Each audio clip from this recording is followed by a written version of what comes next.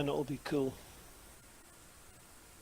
Well, why don't you take second from last, take next to last, and then you can take last if you're playing two. Works. Yep. Okay. Right, well, if you all want to roll a dice into the chat box then, and except for Wazoo and Poppy and... Oh, that's brilliant. Roll again, the two of you. My competitive nature won't allow me to not roll, so I'm going to roll, but you can ignore the result. Brilliant.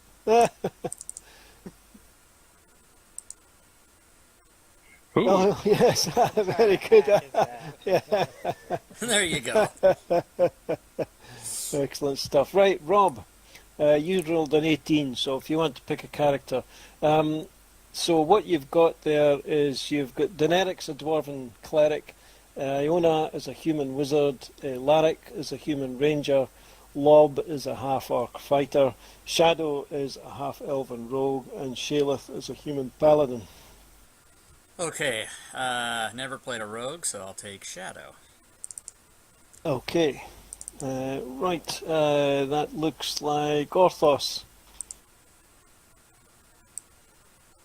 I think I'll go with someone who looks more like me. I'll go with...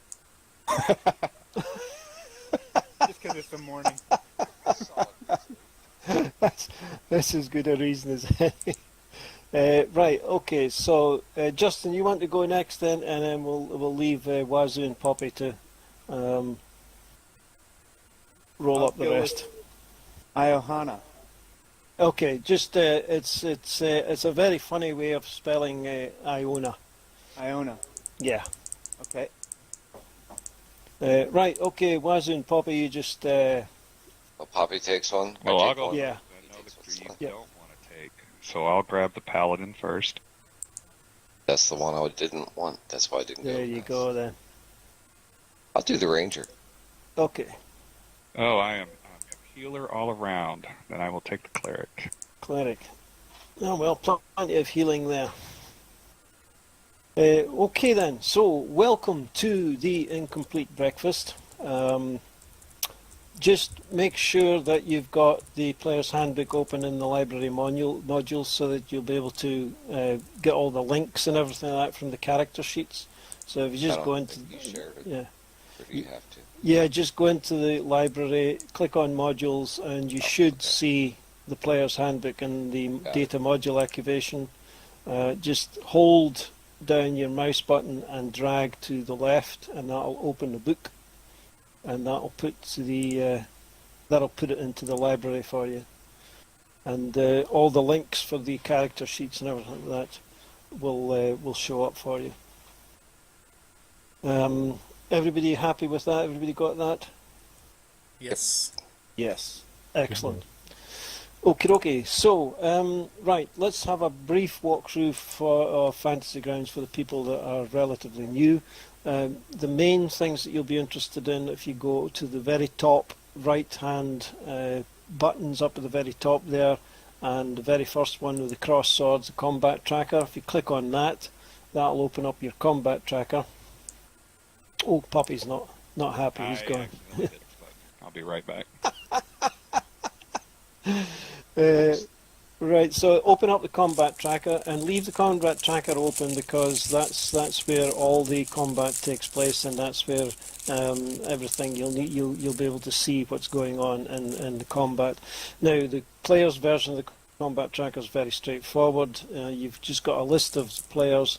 You would have a list of NPCs if the NPCs are there, and you will see what your hit points is, any wounds that you have, and down the bottom left hand corner you'll get the next turn button, so you just click on that button once it's your turn's finished, and it moves on to the next player, whoever that may be.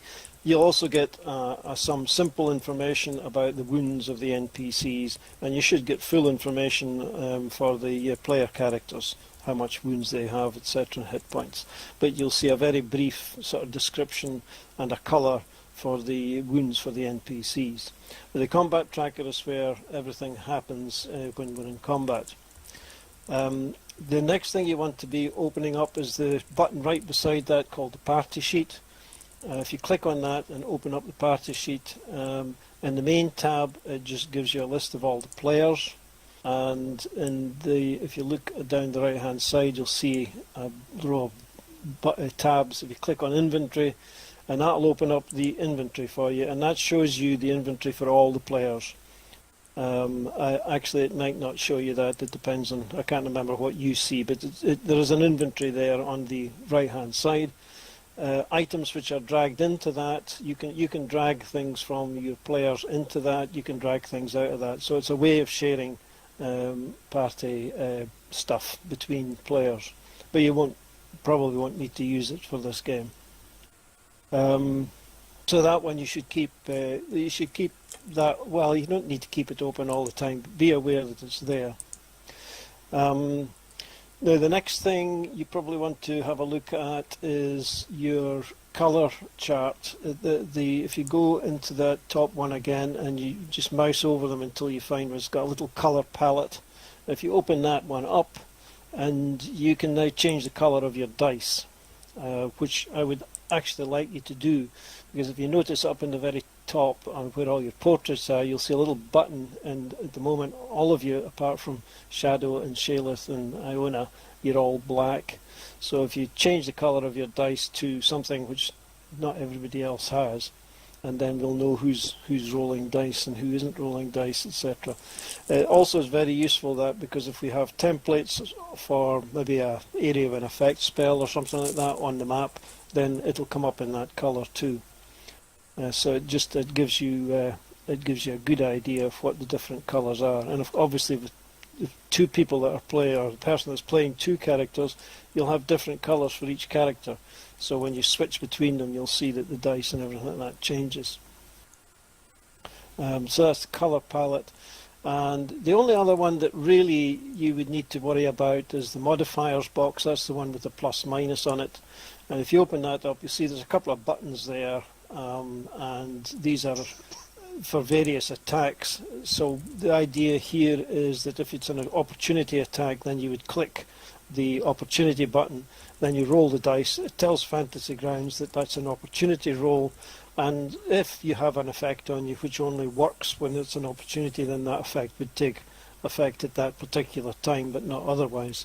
You probably won't need the modifiers either. There's not going to be much cover or super cover or hidden stuff in this. And half damage and critical damage should really look after itself, because I've pretty much set up all the effects that you're going to need on the character sheets. But the modifiers box is there. If you need it, that's where it is. You don't need to have that open. The other one is the effects. That's the running man, and again, you're really not going to need that, but if you open it up to have a look anyway, you'll see that all the effects that are on there, and in order to use them, all you need to do is just make sure that your target is targeted and just click on, say, cursed, and cursed will appear on whoever it is that you've just cursed, or prone will appear on whoever's prone, etc. But again, you won't really need the effects box in this one. Right, so the main thing is your character sheets. So if you look up in the top left, you'll see your portraits. Just click on the portrait and that opens the character sheet. The main page, or the first page, gives you your basic information, name, etc., etc., background. There where you see a little dragon, you click on that and you'll get more information. That links to the player's handbook entries for whatever it is. The main things you'll be doing on this particular screen would be dice rolls. If you look down your abilities down the left hand side, you will see that there is a little dice down in the bottom corner of all the abilities, strength, dex, con, etc. If you mouse over one of those abilities till you see a little hand icon and double click, it will make a roll for you of that. So if you wanted to make a con check or something like that, then you just double click on the con box and it will make the roll for you. And if you switch over to the right hand side, you'll see the same thing for the saving throws. So you just double click on that and it will make a saving throw. If you want to make an intelligence save, then you click on that, double click on that, it makes your intelligence save throw for you. Right in the middle of the screen, you'll see your initiative right dead center, and again that's where you roll initiative. Just double click on the initiative there, and if push comes to shove, there's down the bottom you've got the death saving throws. That's just a single click, and right next to death saving throws you've got hit dice, and this is where you would roll your dice if you wanted to recover some wounds after a short rest. And obviously you'll only have a certain number of these hit dice. In this particular game you might manage to get one short rest maybe, but you'll not be having any long rests, so just be aware of that when it comes to whether you want to use up your resources. Down the right hand side of your character sheet you'll see various tabs. If you click on the skills tab, it's just below the main one, and again you can see here down the totals you've got a little dice rolling box, and double clicking on that will make any of these skill checks. So if you're asked to make a perception check, you go in to find the perception in there, double click on the box beside the dice and it'll make the roll for you. Abilities tab, the next one, this is just general information. You don't need to really spend any time looking at that. This is just your general information. The only one I would look at down at the bottom is your languages, because they will have some impact. Your next tab is inventory. Again, you don't really need to be too concerned about what's in the inventory. It's there, it is what it is. The next one down, notes. There's no role playing in this, so I haven't put in all sorts of flaws and ideals and bonds and stuff. This is a one-off, so it's not an RP heavy thing. So I haven't really bothered to fill that in. You don't need it. The main tab will be your actions tab, the bottom one, and pretty much everything that you're going to need in here is there. I've tried to create effects for every spell that you can have an effect for and whatever, so everything should be here. So if you look up at the top you'll see your weapons. So again, standard thing, you've got an attack roll on the left hand box, you've got a damage roll in the right hand box. These are rollable boxes once again, so you double click to attack, double click to do the damage. And you will see that in each of them you've got various options, like Deneric here for example can use his battle axe two-handed, so he's got a two-handed line and he's also got a single-handed line. Obviously the two-handed line does more damage. And if you look further down Deneric's thing you'll see that there's a no shield thing, so when he's using his battle axe with two hands he should click on the no shield, and that'll give him that'll take away his shield bonus. So I see you've already done it anyway, Poppy, but for Deneric he's got his Dwarven Resilience. Now there should also be a couple of other players that have got things like that, I think. Well, I can't remember the character classes now. Have we got anything else? No, we don't. Yeah, so briefly for the spell casting, they're the most difficult ones really in a way. But Shaleth the Holy, you've got your greatsword, you've got 2 attacks with your greatsword each round, just straightforward hit and damage. But have a look at your channel divinities as well. You've got your sacred weapon channel divinity, which can be quite handy. It is going to give you a charisma bonus to your attack rolls for a minute. You can only use the channel divinity once a day, which I don't think I've actually set up. Shame on you. It's terrible, isn't it? Everything else is to the finest detail. Absolutely. Yeah, I can't remember now how often you can use channel divinity. Is it once? Is it what? I think it's once per long rest until like 6th level, I think. HP. Yeah, I think it is, isn't it? It's something along those lines. Right. Okay. You've got Divine Smite as well as another feature which basically adds some more dice. And again, I've put all these on. If you go into the Actions tab for that, you'll see that I've got all of that on. You can use it as a first level slot or a second level slot. And basically, all you're doing is adding that effect before you make your damage roll, and it will add in the appropriate damage when you do the roll. Right, where else have we got? The Channel Divinity. I think Channel Divinity should be just once a day. Though there's somebody else who's put in, directly using that. You start with two. Two options. You can use it. Yeah. Once a day. Yes, once. Yeah. Okay. Well, that's easy enough to do. So just go into Channel Divinity and make it one a day, and that's it. There we go. Okay, so that's Sheilith. So you're reasonably experienced with that. So there's a couple of good spells in there. Bless, obviously. Look out for Searing Might as well. That does a colossal amount of additional damage. And Branding Smite as well is another one. And another important one, Magic Weapon, which makes any weapon magical for a period of time. So these are important spells to think about. Shadow Rogue, fairly straightforward. Your actions in there, you've got a rapier in your main hand and you've got a dagger in your offhand. So you can, your twin weapon fighting, you can fight with two hands. You have got your sneak attack. You've got the lucky feat as well, which is quite important because of your race.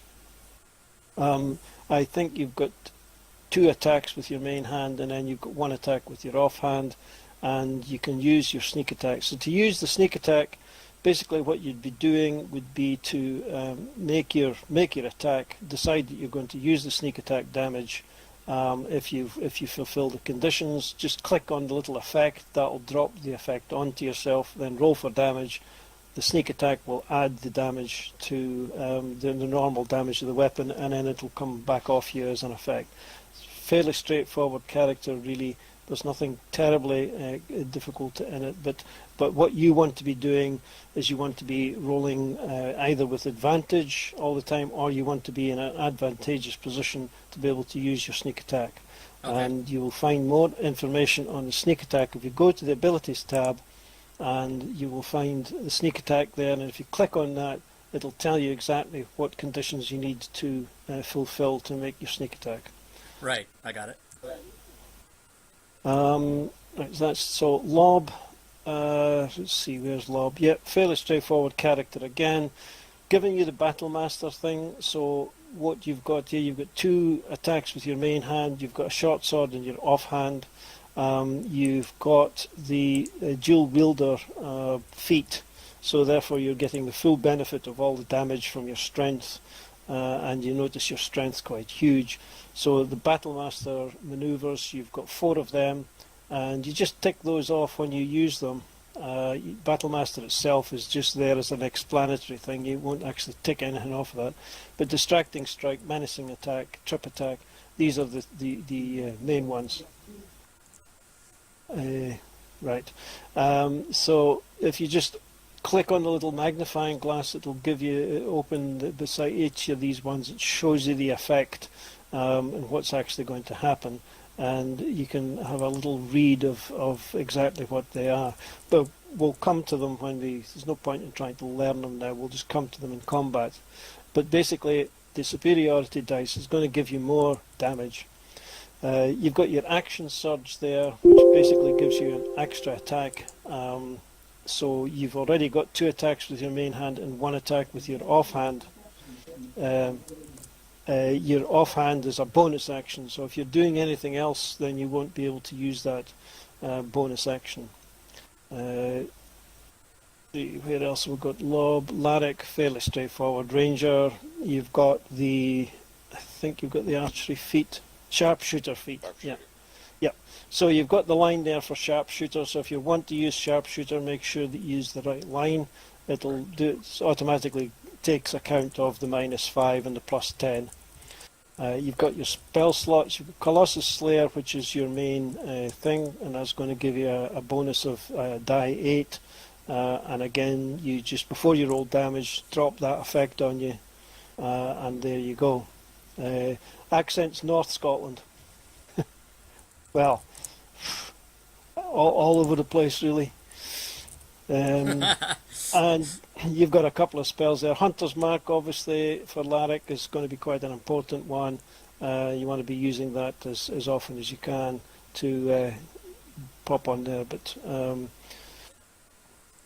so Larrick, Iona, right, probably the most complicated character in a way. You're a wizard. You've got this Magic Initiate cleric feat, so you've actually got a couple of clerical cantrips and a cleric spell, which have given you cure wounds. Now, all your spells they're all there, and they've all been set up as far as I can possibly do to create all the effects for you. So if you look at your character sheet there just now, you've got mode down the very bottom. It's mode, combat, and display actions. All of these should be showing you just the little icons. So if you want to cast Cure Wounds, basically all you need to do is make sure you've got somebody targeted and then click on the little healing icon, and it'll automatically roll the dice and apply the heal to the person. If you want to cast Ray of Frost, then again you would just click on the little cast button. The Ray of Frost, make sure you've got a target. The Ray of Frost will automatically cast. If it hits, you'll be told. You can then click on the little blood button, which gives the damage, and then you can then click on the little effect button, the little walking man button, and that will apply the effect to the target. An important thing with all of these is that you must have a target. We'll come to that in a minute. Chromatic Orb, I've only put 2 types of. You can actually have lots of different types of damage with this, but I'll just fire and lightning is the 2, so that should do you. Again, it's a ranged attack spell, and one thing you probably want to have on you right now is mage armor. So if you just look at find the mage armor in the spells first level slot there, and just click on the little walking man button, and it'll automatically put mage armor onto your character. There you go. Right, so it's added a +3 to your armor class. You won't see that on your character sheet, but Fantasy Grounds will take account of that. If something tries to hit you, it will take account of the fact that your armor class is now 3 higher than what it is. So you've actually, we'll say that you've cast that spell and that you've had a rest and you've been able to recover it. So just take that back off. So you've got the idea there. When you're casting a spell, obviously you click them off. Now some spells you'll be able to cast at a higher level, so some level 2 spells you might be able to cast in the level 3 slot, so make sure you click off the correct slot and that you do the right damage for the spell. But we'll come to things as we go rather than trying to sort of teach everything now. And Deneric we've done. A couple of other things. If you do down the bottom right hand corner of your screen, you should find a dice tower. I might ask you to make a secret check. That could be anything. It could be a skill check, it could be an ability check, it could be a saving throw, it could be all sorts of different things. Basically what you want to do with that is open up your character sheet to the right place, and let's say it's an ability check, and just pick up the dice. So left click and hold the dice and drag onto the dice tower and drop it into the dice tower, and I will see the result. You won't see the result. You can try that now if you like, if you don't know about that already, but you can just drag anything you like, anything onto that, and I know what you've done now. You've just dragged. Yeah? Is there a keyboard shortcut for that, do you know? There's not a keyboard shortcut for it because you could have any kind of dice in it. So you would need dozens of keyboard shortcuts to handle it. No, you just drag the dice into the thing. So it could be. I mean, Orthos and Rob, you've just rolled dice straight from the dice tray, have you? Yes. Yeah. It's intended for things like, supposing you wanted to make a con ability check for con. If you go to your character sheet and look at con and click on the con and hold down the dice and drag that one into the dice tower, and that will make an ability check, or as Daenerys just made a medicine check. Lob's just made a constitution check. So it's for these kind of things. Not much of it will need to be done, but if I do ask you to make a roll into the dice tower, that's how you do it. One or two other things. If you left click and hold, left click and hold over a D6 before you drop it into the chat window. If you right click, it'll add another D6, and if you right click again, it'll add another D6, and so on. So that's a way of throwing multiple D6s if you wanted to. You can do it with all the dice. Also, if you right click over the dice, the main one would be the D10. If you look over the D10, click over that, and you will find that one of the options is percentage. So that's how you would dial, that's how you would deal with percentage dice. Again, I don't think I've got anything in here which I would require you to roll that. Right, what else? Say that again about percentage part again. Yeah, right click over the D10. Oh yeah, okay. Yeah, and select the D100. Right, okay, so the 5e rules themselves, I'm not going to go through them, but the main one that I always pick up and tell people about, really, as far as combat is concerned for 5e, is that you have a much better chance of hitting if you're rolling with advantage, or saving throws, or whatever it is. You've got a much better chance of doing it with advantage. So you should always be trying to get some kind of advantage. So with that in mind, one of the things that I like in combat is one of the optional rules, which is flanking. So if you're flanking a target, in other words, if you've got an ally is directly opposite you, and you've got an NPC between you, then you're flanking them, you both then have advantage on your attack rolls. So that's an important one. In combat, try and get advantage as much as you can, and especially the rogue character, obviously, because without advantage, you don't get your sneak attack. Right. One or two other things. Whispers. Right, these are whispers. This shows you what a whisper is like. And I will use these quite a lot, so you can get to understand that. If you want to reply to any of them, just type /R and then type your message, and that's it. But the thing is that I will whisper things to you, so that means only you are getting that information. It's up to you whether you share that with the group or not. The other thing is I've got the language extension up, and this works like that. So only one person in the group is actually seeing what that is saying. Everybody else is getting hieroglyphs. The only person that can read that is Daenerys. Is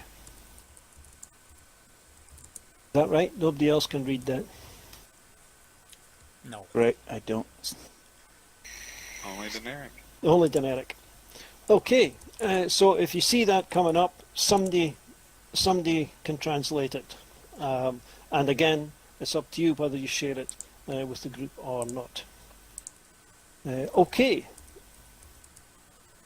Questions? Right. Okay. So we will start. Okay. Right.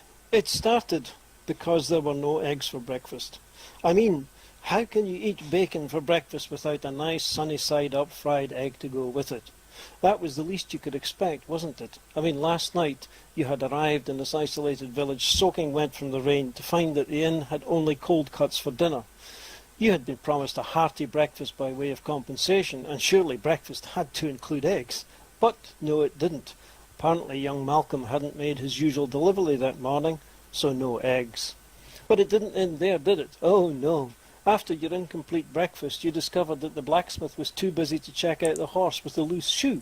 Apparently his young apprentice hadn't turned up for work, and the blacksmith had more important work fixing old Farmer Jones' plough. Didn't these people realise that fixing ploughs was far less of a priority than making sure your horse's shoes were properly secure so that you could get the hell out of this place? Apparently not. The final straw was when you got to the market and discovered that there was no cheese. No cheese! What did these people expect you to eat on the road? How could there be no cheese? Well, you were told the young lad that was supposed to deliver the cheese hadn't appeared that morning, and so no cheese. Good grief! Did no one in this village care about hungry adventurers? And then, as seasoned adventurers, you had begun to suspect that something was wrong. One lad missing was probably normal in a place like this, but three?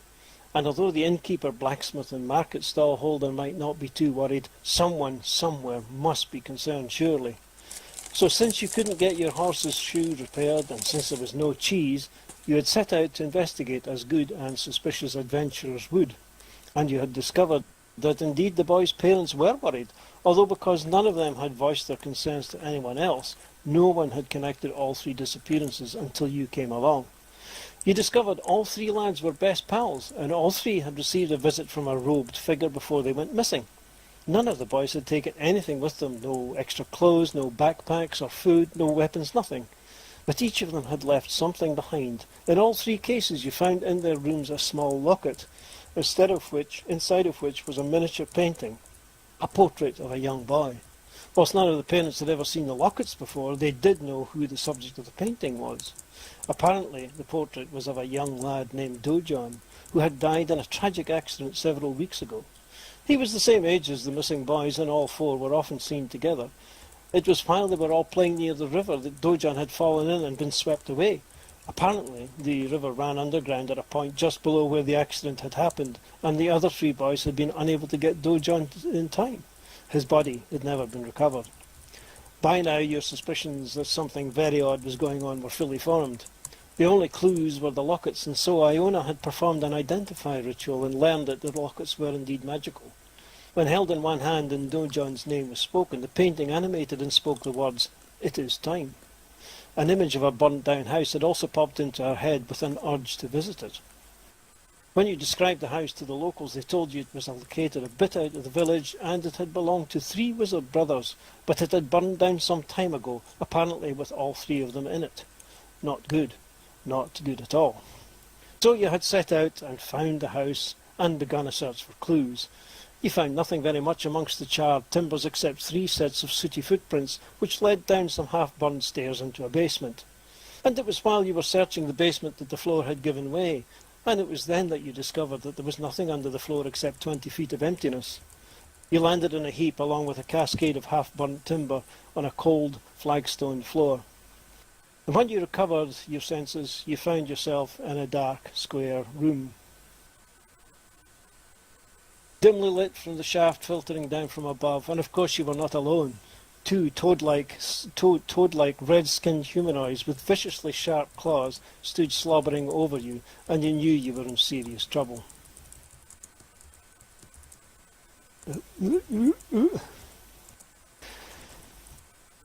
This could be the end of the road right here, and all because there were no eggs for breakfast. Okay. Do you recognize the creatures? Yes, they're red-skinned slobbery things. Okay, so let's have everybody rolling initiative. So you go to the first page of the character sheet and just double-click on the initiative.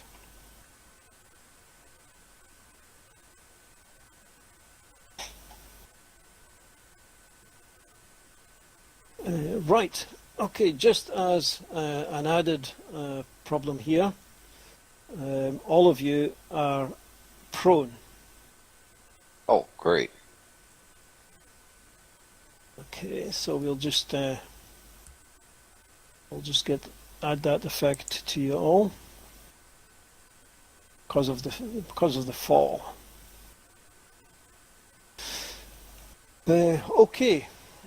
Right, Larrick, you are first up on the combat tracker. So those of you not seeing this before, you'll see that the combat tracker now shows everybody in initiative order, and you'll see that Larrick's up in the top there, and you'll see your character's position on the combat tracker. and you'll also see the two NPCs, the red-skinned slobbery thing 1 and red-skinned slobbery thing 2. You should also see the map that I've shared with you. You can move that map around by just holding down on the base of it. If you want to make the map smaller or lower or bigger, you hold down CTRL and just drag your mouse and you'll open the map or close the map or whatever, and it'll keep it in sort of place. They do shout out questions if you've got them. Don't be feared, because the whole idea here is to introduce people to Fantasy Grounds, into the 5e rule set, etc. So don't be feared to ask questions if you've got them. Right, Larrick, what are you up to? Well, I guess I've got to stand up before I can do anything. Okay, that's half your movement to stand up, so you're no longer prone. Okay, can I still shoot one arrow? Oh yes. Oh yeah. I get 2. Yep, you get your full action. You you're because your movement, you could actually still move half your movement, but standing up just basically takes away half your movement. And that's the only penalty, as long as you don't get hit. As long as you don't get hit while you're on the ground. But as far as your shot is concerned, you've still got your full shot to go, your full actions. I will target. Second one.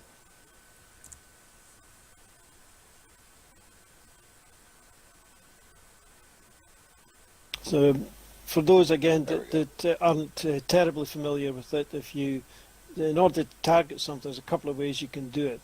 But the best and easiest way is just to hold down the CTRL key and then just click on the target that you want.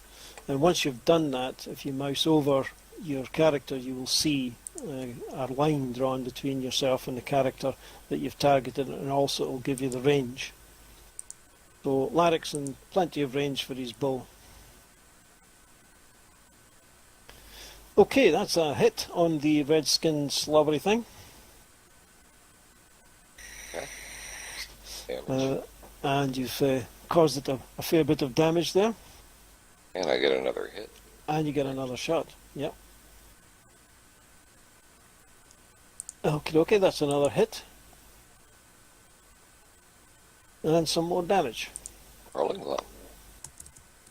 Okay. So far, so good. I have anything I can do as a bonus action, so I will pass the turn. Okay. One thing you could do as a bonus action is to cast your Hunter's Mark spell. Didn't want to burn it up yet. Yeah, but that is a bonus action. The other thing is your Hunter's Prey, I believe, is a bonus action as well. Oh yes, it only works if it's below its hit, yes, once per turn. Aye, so you can do Colossus Slayer once per turn. Right. So on your second shot there, you could have had a Colossus Slayer because you'd hit it and wounded it in the first turn, or your first shot. Right. So you could have had Colossus Slayer on there for another D8. Right, okay, so Rob the Smiling, so your first action will no doubt be to get up as well. Absolutely. And how far can I move? Right, well, you only need to move 5 feet, so you're well within your move. If you look at the character sheet right in the very front page, main, and it shows you your speed right in the middle there, is 30 feet. So you use 15 of that to get up, so you've got another 15 to go. So you'll easily be able to reach the red-skinned slobbery thing number 1. I shall do that. Well, that's a sensible solution. Now, you've got a couple of things here which you should definitely consider, and that's things like a trip attack or perhaps a distracting strike. But the trip attack would be quite good if you could knock this thing down, because if you can knock it down, then it's obviously going to have to spend time getting back up. But also, if it's prone, then people will get advantage on attacks against it. And remember what I was saying about getting advantage on your attack rolls. So if you can knock this thing prone, then Daenerys, possibly Shaleth, and possibly Iona might get advantage on their attack rolls. So it might be worthwhile thinking about using a trip attack here. I'll do that. I'll move close enough to... Okay, so there you go. So the first thing you've got to do is you've got to hit with a weapon attack. So if you go to your Actions tab, and up at the top there you've got your longsword main hand. So what you need to do first of all is to target the red skin slobbery thing. So hold down the CTRL key and then click the red skin slobbery thing on. That's it. And you've now got that creature is now targeted. So if you just double click on your longsword main 2 attacks, and that will roll for the attack. No, that's right, yep. Okay, so you've hit it. So this is before you roll damage now, so this is where your distracting strike or your trip attack thing will come in. It says that you expend 1 superiority dice to attempt to knock the target down. You add the superiority dice to the attack roll damage, and if the target is large or smaller, it must make a strength saving throw, and on a failed save, you knock the target prone. Okay, so, well, you've gone ahead of me there. Your first thing is to see the very first running man, the effect on that, the first little running man thing. I'm going to take that off there for you just now. The first running man thing, it says effect damage 1d8 roll. Right, that's you put that on yourself. Now, go back to go to your main attack again and do the damage. Now, so just double click on the 1d8 plus 4 slashing damage. Okay, and now why didn't that do... Oh, I know why. Yes, I know why. Yes, buggered that up as well, didn't I? Right, roll another d8.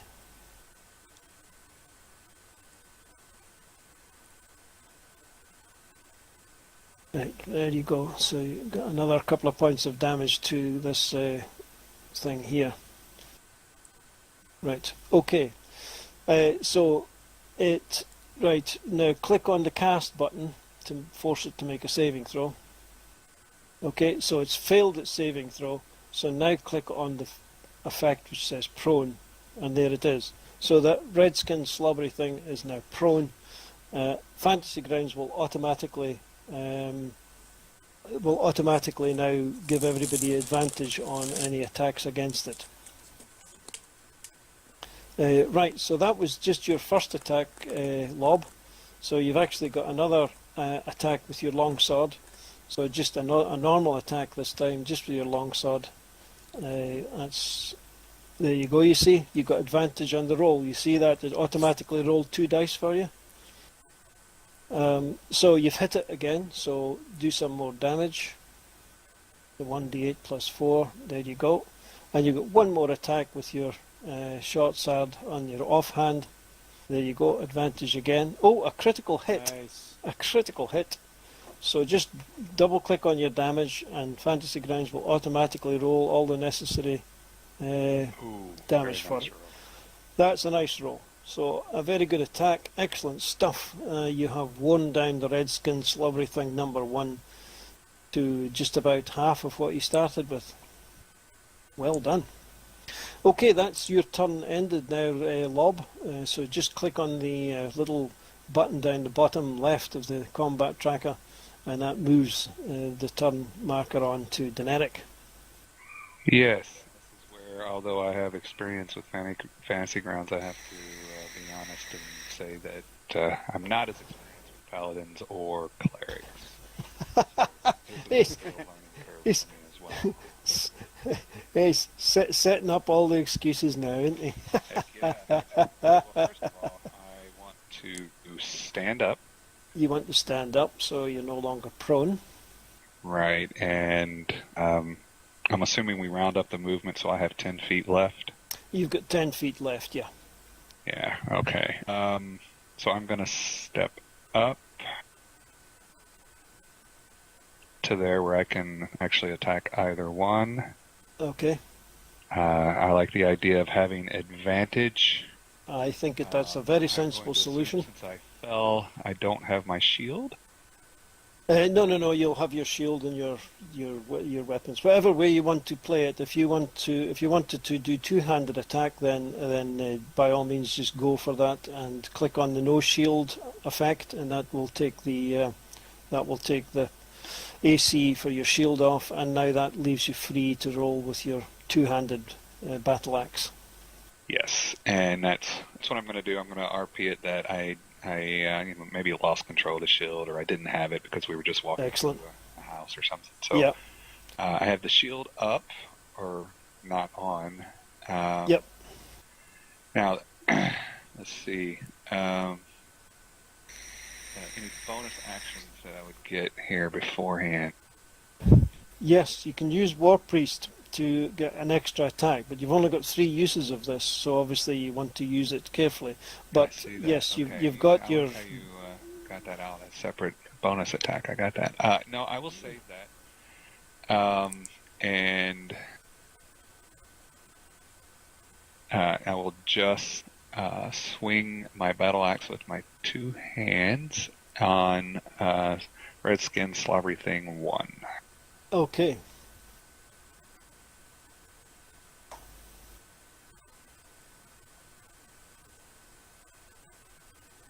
And there we have advantage, and you have missed.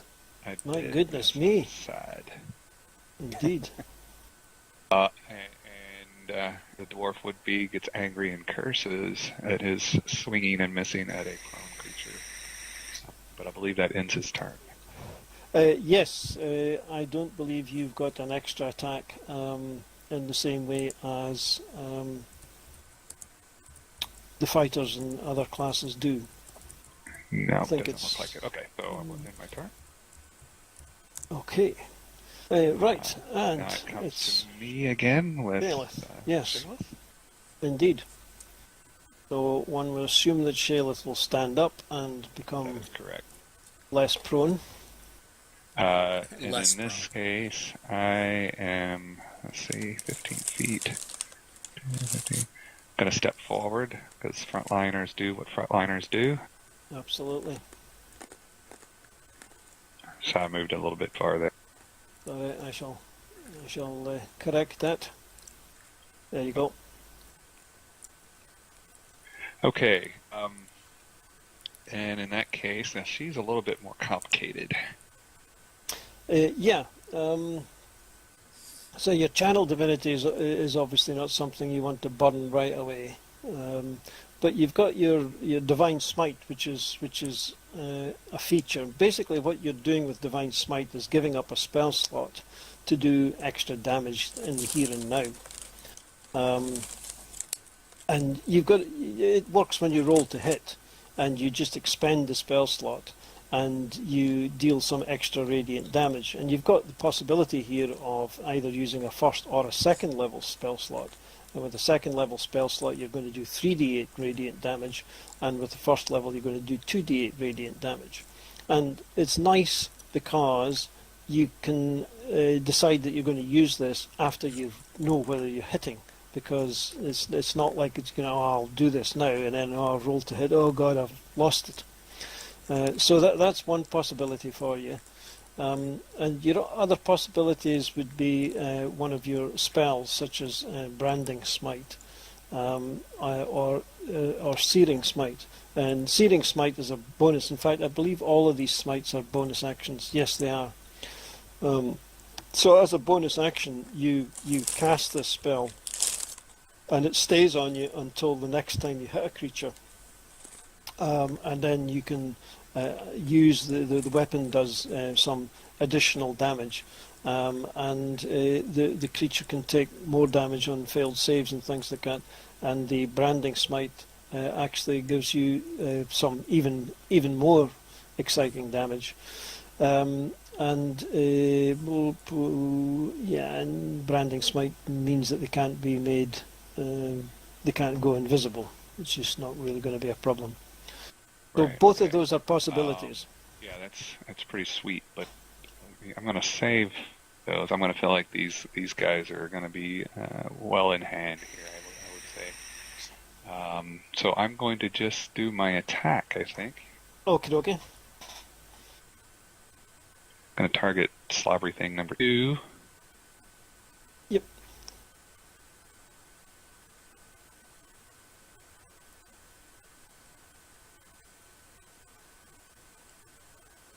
And that's a hit.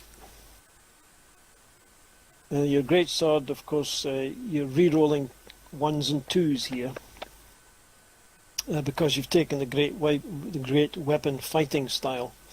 So any 1s or 2s that you roll for damage will re-roll automatically. Oh, nice. Okay, so I hit. Yep. And there you go, and you see that it didn't need to Plus re-roll that damage. time. Yep. Uh, And you get another attack. Caught off guard by these things. I'm gonna swing on this guy again. Yep. And that's another hit. Awesome. Doing additional damage. There you go. Now you see that down in the chat window there, it should show you that you've re-rolled that, and one you must have rolled a 1 or a 2. Yeah, And I so, got 2, so cool. yes, Cool. so one of them has automatically re-rolled, and you got a 3. So your output of damage is going to average a bit higher because of that. Awesome. Okay. And at this point, we've got one on the ground. I've just damaged this one. I feel like pretty Yep. well. I'm gonna save because bless is a bonus action as well, right? Bless, I think, is actually a whole spell, isn't it? Oh, it is an action. Yes. Yeah. All right. So never mind. Then that will end my turn. Excellent. Okay. All right. Right, Iona. will stand up first and foremost. Indeed. And She's no longer prone. She knows a lot about the arcane arts and Yep. recognizes, well, at least attempts to recognize that red skin could be associated with fire. So she will target the prone beast and summon a ray of frost. Comes from her fingers and heads towards the creature. Okay. Right. Oh, and despite the advantage, you. Oh, of course. Now this is a ranged spell, and because a ranged attack actually is at disadvantage against a prone creature, so you had disadvantage on that roll, which is not nice. But unfortunately, only melee attacks, so only non-ranged attacks get advantage against prone creatures. But I'm going to give you inspiration for working out that these things might have some kind of resistance to fire. So if you go to your character sheet and any page that you like, you will see up at the very top, you'll see a little checkbox for inspiration under INSP. So if you just click that box, and that means that at any time in the future, if you want to roll with an advantage, then you can use your inspiration to do that. So any roll that you want to make in the future, any D20 roll that is, for anything at all, you can say, I'm going to use my inspiration for this roll, and you will make the dice roll at advantage. Okay, thank you for that. And yes, she will pass to the slobbery thing. Indeed. Okay, so it's a redskin slobbery thing number 1, so its first action is to get up, so it's no longer prone. And it's going to direct all of its attacks at Lob the Smiling, because Lob has just annoyed it, really. And so it's going to try and bite Lob. And so it opens its jaws and viciously bites Rob. Lob unfortunately can't get out of the way and takes some damage from that. And then it tries to claw Lob, but Lob is too agile and misses, and then manages to dodge out the way, and then takes its final attack. Unfortunately, Lob manages to walk straight into it, takes some damage, and needs to make a saving throw. And Lob has made his saving throw. Yay. I'm still smiling. Okay, Shadow. Okay, Shadow will stand up. She wants to be on her feet. Indeed, she does. And at that point, has not enough movement left to get round the other side. So we'll just step forward. Okay, okay. And she gets 2 rapier and 1 offhand dagger, is that correct? That's correct. If she's not going to use her bonus action for anything else, and there's not really terribly much else that she can use it for in these circumstances, Right. yes, she will get 2 rapier main hand attacks and an offhand dagger attack. Okay, let's... Okay, so the first one's a miss. Alright, let's do that again. That one's a hit. And lots of damage. And 1 offhand dagger. And that's a hit. Okay, not a lot of damage, but it's damage. 1. Yeah. Yeah. Might be the one you need. Yeah. Now, you do have the lucky feat. So you have only got 3 luck points. But at any time that you feel that you don't like the dice roll, you can roll an additional die 20. It only works on die 20, so you can't use it to increase damage or whatever. But any d20. But you've only got 3 of these luck points, and you're not going to get them back until you finish a long rest. So you're not going to get a long rest in this adventure, so just bear that in mind. Alrighty But then. you could have rolled the first attack that missed. You could have, if you felt it was important enough, you could have re-rolled that, and you would have had to have accepted the second roll, obviously. Right. So I will hang on to those for now, and I believe in my turn. Excellent. Okay, so Redskin Slobbery thing number 2. Well, the nearest character is Shaleth, and so it's going to try and bite Shaleth. And somehow or other manages to bite her and doing a bit of damage, and then it tries to claw her. Shaleth is far too well, she's actually not so much agile as she's got so much armour on that she's able to deflect the first blow, and she's able to deflect the second blow as well. Ching ching, mister. Ching ching indeed. Right, okay. Now, so it's back to Larrick's turn.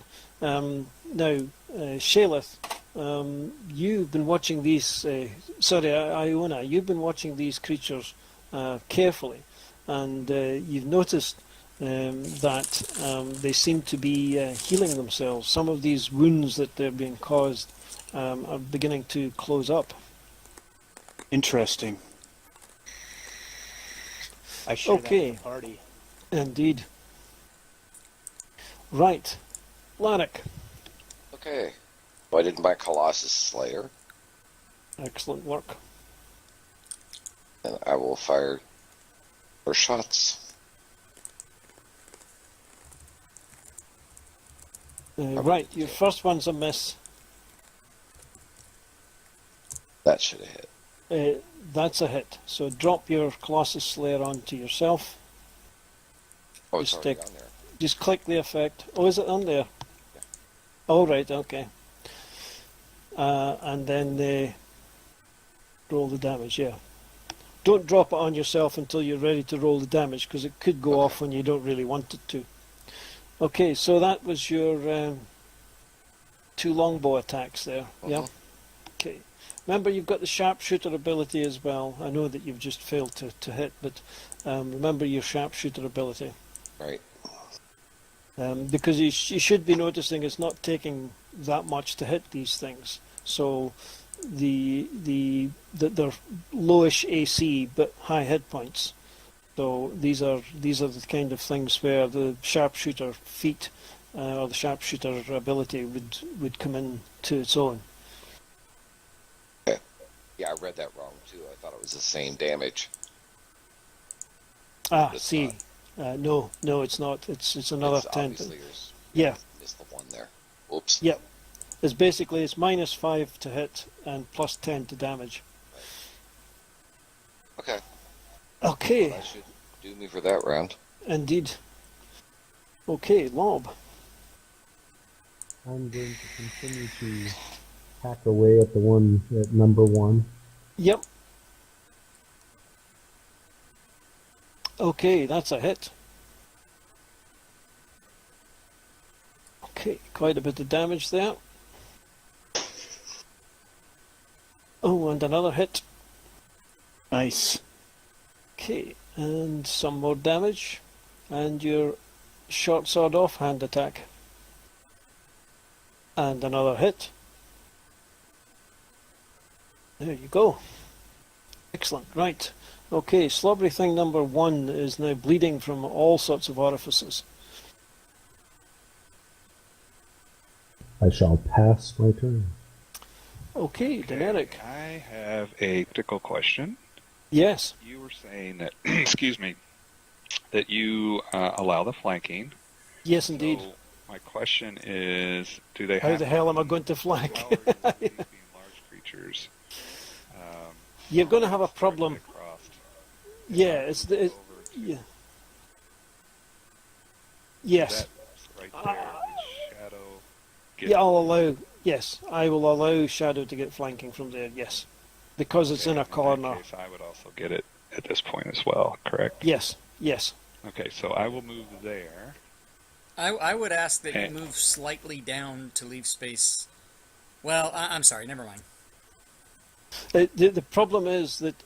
the problem is that that's the only space that he could conceivably go without creating an attack of opportunity, because if he moved down to here, for example, this creature here would get an attack of opportunity against him because he's leaving this creature's reach. What if he only moved half down and he was across the line? No, you can. You have to move into a square, really. Oh, okay. I wasn't get aware. what. Yeah, I get what you mean. Sort of move Right, there. yeah, But, yeah. That's not. That's kind of stretching the thing a wee bit. Okay, no stretching my problem. generosity. Yeah, I've so- just seen that done a lot, and I don't like it either, so Yeah. I'm glad you're not allowing it. Yeah, I mean, technically, that wouldn't be giving an attack of opportunity because the creature would technically need to be there for that to be straight across. You know, you need to be able to draw a line through Deneric, the slobbery thing, and Shadow for the flanking to really take effect. But since the creature is there, I think that's quite a reasonable thing to allow. And this is a demonstration. This is not. I'm not here to kill the party. So it's it's better that you have fun. So Deneric, let's have some Okay, attacks. So at this point, I am going to cast as a bonus action because I've been hit by these things. I know. Oh, actually, has he been hit? He has not been hit. Never mind. He will then at this point just attack two-handed. Okay. At this point. Now I have to click on the advantage thing, correct? It doesn't Yes, yes, because the fantasy ground doesn't know that you're. So that's your. Bring up the plus minus modifiers, and there you go. Oh, and a critical hit. Oh, very Hello. nice. Now you see Very that angry as a dwarf can get when being attacked. Yeah, but that is the that's just shows you the benefit of having advantage on the attack, is you will get far more critical hits. And there you go. A Very nice nice. nice Okay. amount of damage. I think that's all I can do again. Do you not have 2 attacks? No. Not as the dwarf. Not as I a don't have dwarf. let's see, I don't have any bonus action spells that are healing, right? I believe Looks like it. word Sorry, let's see. Is healing word? You don't have healing word, do you? I believe healing word is a bonus action, but you don't have it. Yeah, I Yeah, don't have any yeah, healing yeah. bonuses for No, cleric. no, Just no. the healer's feat, I think, which gives me the healer kit thing. So Yes, I'm good. We'll have to yeah, get everybody after the battle. yeah, yeah. Aye, that Okay. can only really be used. Then Aye. I will end my turn. Excellent. Okay, Shaleth the Holy. Ah, yes. Shaleth. As if Shaleth and Daenerys are of one mind, Shaleth will move over one spot Yep, I agree. And to that try to doesn't, get yeah, advantage. and it And doesn't create an that is attack of going, opportunity. let's see. Yeah. Um, you say I can do the smites afterwards, right? Yes, you roll to hit first, and then once you've hit a creature, that's when you decide whether or not you're going to use your smites. Okay. Then she is going to attack. With advantage, remember. Oh yeah. Well, I didn't do it. I got a 2 that time. I'll roll Roll one another more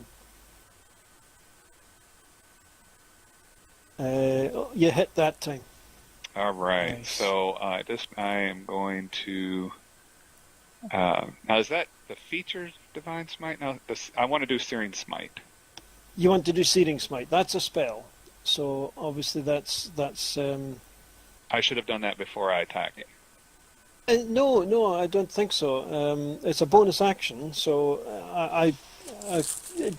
yes, technically you should have, because basically what you do is you cast this spell and it sits on you for a minute, and then Let's keep it with those then.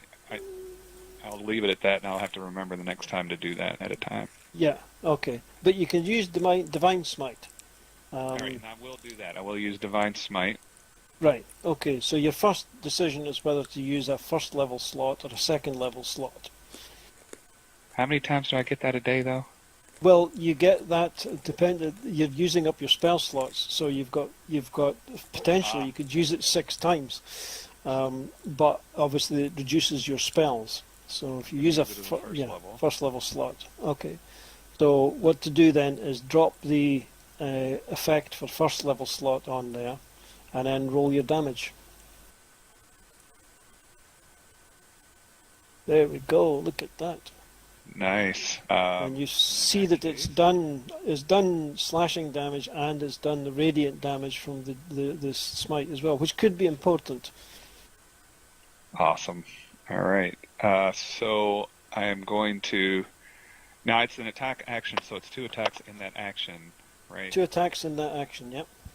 Okay. So I can at this point do my bonus action to cast a spell and then attack with my second attack. You could do that if you wanted to. Yeah. All right, I will do that. Let's waste some of these spells. You know what? No, I'm just going to. Okay. But with advantage still. Yes, with advantage. There we go. That's a miss. And a miss. Right. Good. I feel like I've accomplished something though, so I will end my turn. So you can see that the 2 redskin slobbery things are now kind of on their last legs, really. Yeah, Iona, upset with her tactical awareness last round, steps forward to get a cleaner line on to number 1. Okay. And then once again shoots the frost from her hands. Okay, that's a hit this time. And does some damage. Right. Okay. He's slowed. Right. Okay. You noticed there that you didn't do just as much damage as you thought you might have done. I know. It's okay. She had to try and passes to the thing. Yeah. So basically, you know now that these things have got resistances to certain types of damage, magical damage. Okay, so red skin slobbery thing. Well, it still doesn't really like lob, So it's going to try and bite Lob. And he's hit Lob again. And now he's going to try and claw Lob, but he's managed to miss. And his second claw, he's managed to hit Lob this time with his claw for a tiny amount of damage, but Lob's going to have to make a savings roll, but he easily makes that. My Okay. smile is more of a grimace now. Okay, right, so Shadow. So Shadow- you have advantage. Yeah, Right. you've for got flanking. advantage on your attacks here. So this means that your sneak attack is going to come into play. Right. And she's not happy that Slobbery Thing number 1 is beating on her friend. So she's going to do Exactly. her first rapier attack. Oh, you rolled actually, loads of dice there. I rolled twice. I didn't mean to. But I get You've to hit anyway. Yeah. So because of your, you can now drop this sneak attack on yourself. Did So that. if you just look at the little running man icon Yeah, I and did just click, you did it. Okay. And now roll for your damage. Oh, look at that, eh? And you've killed the slobbery thing. Nice. Is That's right. dead. Dineric bows to the shadow rogue. Yeah. it. And Well done. Well So done. I can move and use my second attack. Yes. Is that true? Okay. You can. Yep. Okay. You've got your second attack, and you've got your bonus attack as well from your offhand Right. dagger. But you can't use your sneak attack again because you can only use that once per turn. Right. And at this point, I'm not flanking, so I do not have advantage. Yes, you wouldn't be flanking. I think that would be stretching it. But that's a hit, and that's some more damage. And the dagger's a hit too. Excellent work. All right. Okay, right. The slobbery thing is going to continue its attack on Shaleth. It's going to try and bite her, and he's managed to hit this time with the bite. They always seem to manage the bites. And he's now going to claw her. But, oh my goodness me, he's a disastrous clawing machine here. And, oh yes, he's managed to fail once again. Okay, so back to Larrick then. Okay. I will do the Colossus Slayer again, Okay. and then I will fire my Sharpshooter longbow. Ah, right. Okay, and you've hit. Oh, God, and you've killed it. Ah! Arrow right between the eyes. Right between the eyes. Excellent, well done. Jolly good. At least that one hit. Indeed. Okay, right. Do you want to take a moment to consider healing? I was just looking at that. Yeah, I, as the paladin, I checked the inventory, don't see any potions of healing. Let's see. Looks like lay on hands is what I have for healing for the cleric, or for the paladin. I could get Lob if you want to get Shaleth, or vice versa. Why I do have a wounds? cure Throw on one wounds, of them. though, for the cleric. Yes, your non-spell possibilities here are your healer's kit, which is True. absolutely awesome, and your lay on hands. Yes, and I think that is what we should probably do, save spell slots if we can.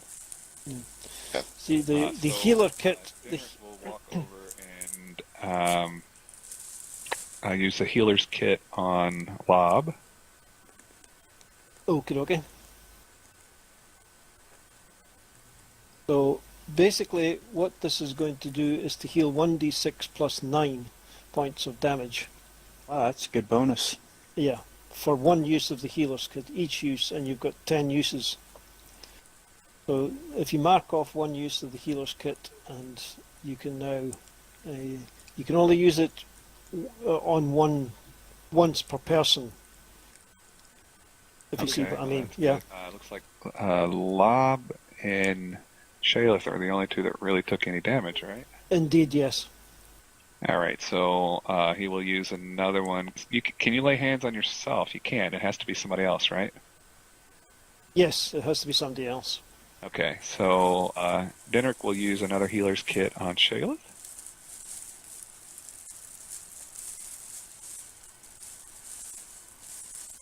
There we go. Very nice. And then Shaleth will turn, and how many are you down, Lob? 17. 17. Wow, okay. You see it on the combat tracker. Oh, I see. Yeah, I do. Shayla's still 4 down. I didn't want to use all the lay on hands. I can use a cure wounds spell. How about... I have one also. Oof. Wow, 10. Now, do I have to do this, hold this, do this 10 times? Or Well, what to do is just you're going to use it 10 times. I will go in and reduce the wounds to 7, and you just mark off 10 Okay. uses of lay on hands. Yeah. I'm back to smiling. Yeah. There you go. Yeah, Perfect. All That's right. great. I could probably save my slot now. Yeah, it's always good to save the spell slots and use up the other. At least that's what I found anyway in playing. Okay. Right. With the creatures disposed of, you can get a better view of your surroundings. The room you're in is only about 25 foot square, and the only light is that which weakly filters in from above. The floor is flagstone, and the walls are stone-lined, so it isn't a natural cavern. There is no ceiling, just the hole you fell through, and a quick scan tells you that it will be impossible to climb back out that way. The air is cold and damp, and you can hear the faint sound of running water somewhere nearby, but it is difficult to be precise about what direction the sound is coming from. It looks like the only exit is via a 10-foot wide corridor to the east. It too has a flagstone floor and stone-lined walls. You can't tell how long the corridor is, but there is the merest hint of faint light somewhere along its length. Okay, before we exit, is there anything on the slimy things? No, treasure-wise, nothing. And is this a trap door or just The light. a room is where we decoration? fell. Oh, okay. Shadow can tell you all about that. Check it out, Shadow. I'm going to look. There's a trapdoor there, Okay. and there's some words on it. And Okie dokie. Right. It's made of wooden planks, possibly oak or some other hardwood. It has no handle or other means of opening it. It is sunk flush with flagstones and fits so perfectly that not even the thinnest of blades would slide into the gap between wood and stone. The only other remarkable thing is that there are some words carved into it. I can't read this. Can anybody come read this? Wow, hang on a second. I don't know which one of my characters is reading that.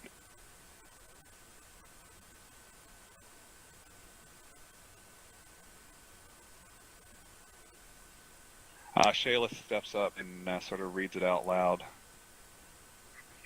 Hard Seemit knocking at your door. Say it again. Hard Seemit, if I'm pronouncing that right. Semit, knocking at your door.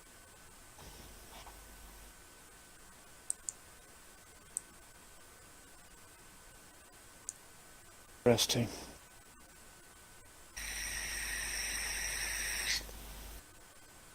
Shadow will bend down and knock 3 times. Okay, you tap lightly on the door, and then, when nothing happens, more forcefully. However, you get no response. What happened there?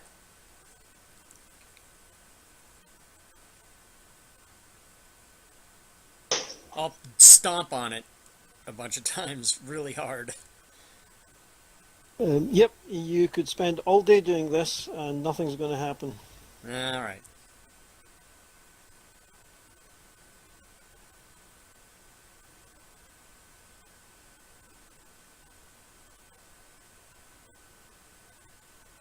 Well, there's always we don't have a means to lift this, I guess, physically or magically. Then we could always just We could smash it. we could try to smash it, or we could head down that corridor a little bit and see if there's better opportunities and come back if we need. Okay, But yeah, I don't know what else I'll to go do. for the corridor. Yeah, Oh. I'm game. okay. Right, the corridor is unlit, but there is a faint light which gets brighter as you progress towards it. After about 50 feet, the corridor ends in a spiral stair going down. The orangey yellow light is clearly coming from below and is sufficient to delineate the stone steps. Dun dun dun. Let's go down.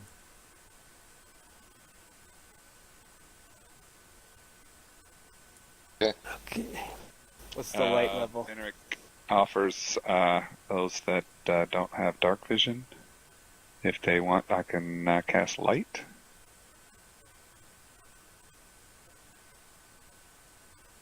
Like I have that cantrip also. Doesn't look Fire like up we a- need it. This room seems to be lit well. Yeah, you're right.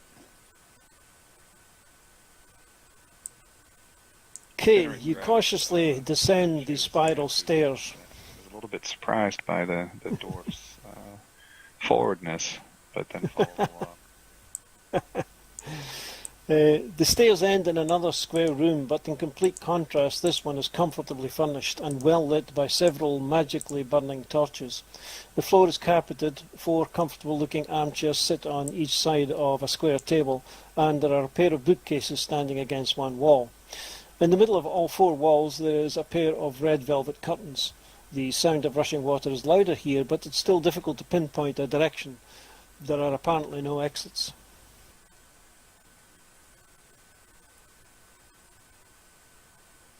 Huh. And the curtains are drawn. Where did we come through Just- one of the curtains?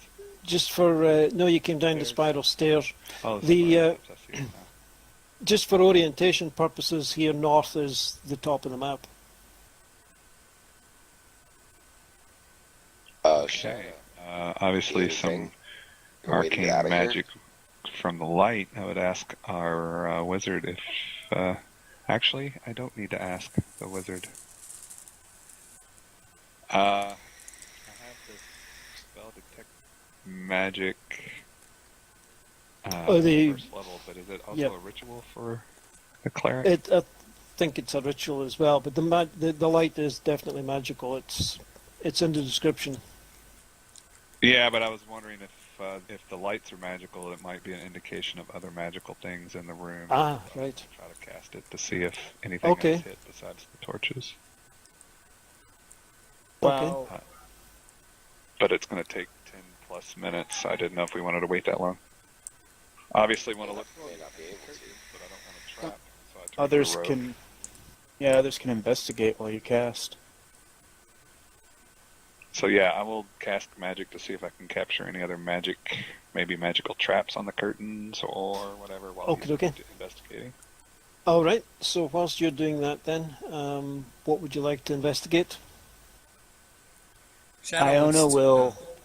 Go ahead. Sorry. Shadow just wants to step over and maybe peek behind this curtain bravely. Oh! Okay. Right, the curtains are well made out of heavy velvet and hang from a wooden rail attached to the wall. When you draw the curtain, you find behind it a large gilt-framed mirror. Hmm. A large what again? Gilt-framed mirror. Okay. Could you spell the last word? Mirror, M-I-R-R-O-R. Or do you mean mirror. gilt? Okay, sorry. Mirror. Okay. Yeah, sorry, it's my accent. Yeah, do I see For us, myself in the mirror? Accent challenged people. Yeah, the mirror is about 5 foot high and 3 feet wide. Its frame is gilded wood and the glass has been highly polished. It shows no sign of aging and it seems to be hanging from the wall on a large metal hook. And I see myself in the mirror? Are you going to look into the mirror, are you? Oh my God, that's a bad DM question. Yes, I would naturally look into the mirror. Yeah. It looks like I'm kind of looking at the mirror. Do you see the smudges kind of on the left and right edges, like somebody's been holding it, carrying it, or something?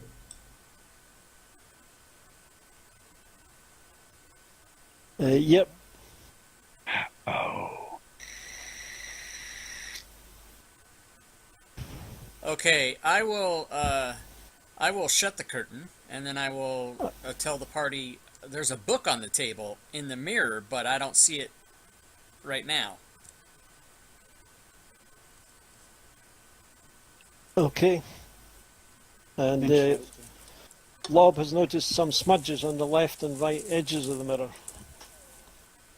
as if somebody has been holding it either side, maybe whilst carrying it. Shaylith, hearing the rogue speak of the book that's seen in the mirror and not on the table, we'll go over and just sort of run our hand across the table. Okay.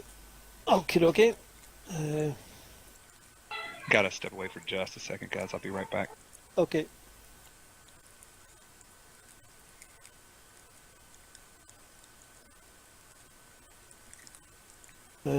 Okay, right. The table is made of rosewood. It's very well crafted and heavy. It's been carefully polished, and there is no marks or stains on it. The chairs are made of the same wood, with plush cushions made of the same material as the curtains. Nothing about the table or the chairs suggests any magical or other abilities.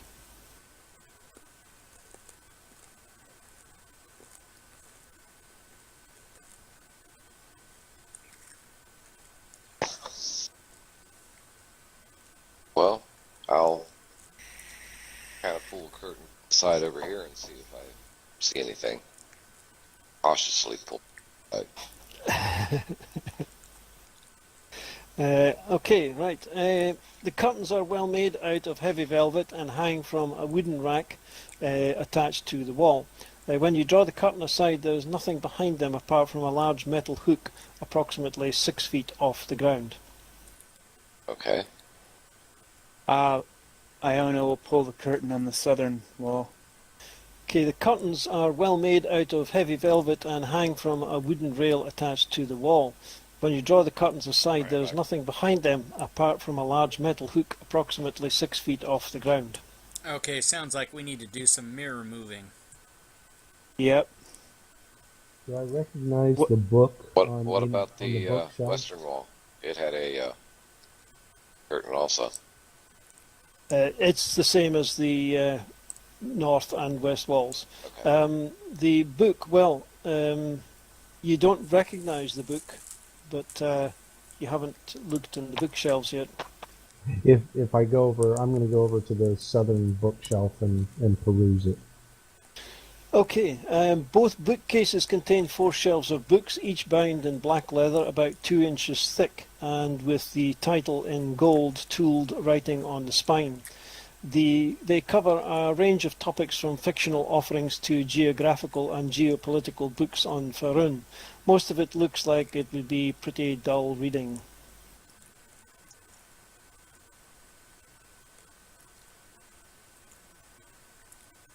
Did I fill the book on the table? I'm sorry. Sorry? I'm gonna run my hand across the table. No, there was nothing. There's nothing on the table. It's just an ordinary table. Okay. Did Denrick get anything on his detect magic? I guess. He hasn't completed it yet. Okay. Just kind. Iona will take a random book off the shelf, open it. Okay, right, you find a book on the geography of Ferun, and as you suspected, it is pretty dull reading. And then I'll go and put it on the table in the position where the their book is. The mirror. Okay, so this is just a random book you picked up, yeah? Yeah. Yep. Nothing happens. I'll grab Okay. the book that Okay. is. Shaleth, seeing that and seeing sort of what he's trying to do, did we open all the mirror, all the curtains? Yes. Okay. They Do all you have the still hook. see the book in the mirror? Yes, when you look in the mirror, you can see that there is a book on the table. Can we see what book it is? Well, it seems to be a black book. It's got a black leather cover. It's got gold tool writing on it. You can't quite make out the text, but it looks like it's pretty thick, maybe about 4 inches thick. Okay. That I will try to peruse the bookshelves for a book that looks like that. Are there any open slots on the bookshelves? No, Bobby's got the right idea here. Yeah, you notice that one of the books is about twice the thickness of the others, but it's a good deal thicker. It's maybe about 4 inches thick. It's entitled Open Sesame and Other Stories. And the door that we couldn't get open back at the other place. This might be the way to do that. Open it up and start seeing what type of text is inside. Yeah, Shadow's got the right idea here. Nice. Yeah, Shadow picks up the book and places it on the position on the table where it would be if it was on the table looking in the mirror. You see what I mean? So she's placed the book on the table where it appears as it appears in the mirror.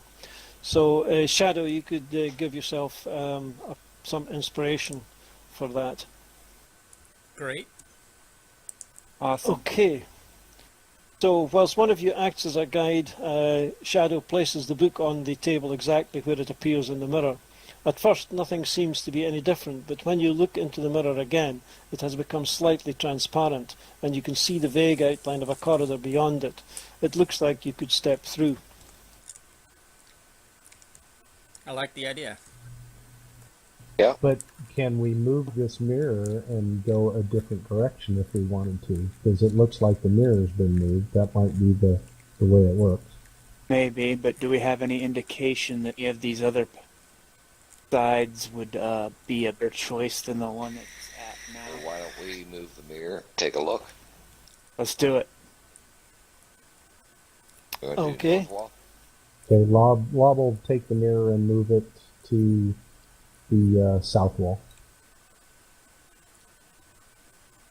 Okay. Okay, so despite its apparent solidity, the mirror is quite light and you easily remove it from its hook. You rehang it on the north wall. Nothing, however, has changed. Basically, there's nothing on the table. The book is no longer there.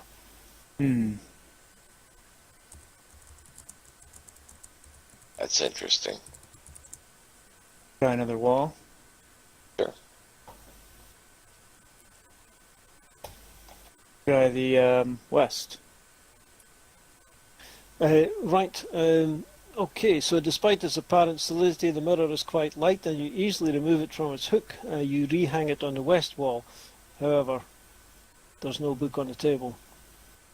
Even straight across from the original edition, and there's still no book. That's interesting. Well, let's try the last wall. Okay, When we put them on the wall, you said there was something that happened that seemed like we could go through the mirror, right? Yep. Is any of that going to happen as they're being moved, or It's it's just a regular mirror? basically it's just a regular mirror as far as you can see, and you can hang it on the north, east, or south walls, and nothing is on the table. The only place that there's anything, you can hang it back on the eastern wall, on the western wall, and you can see the book on the table, and the mirror is translucent enough that you think you could step through it. Well, has Denrick finished his? Yes, he's finished his thing now, and you can tell that the book on the table is magical, the mirror is magical, and the lights are certainly magical. Sure. Well, I think this might be our only way forward. We probably should see if we can get through this mirror. Shadow will bravely step through the mirror. Okay.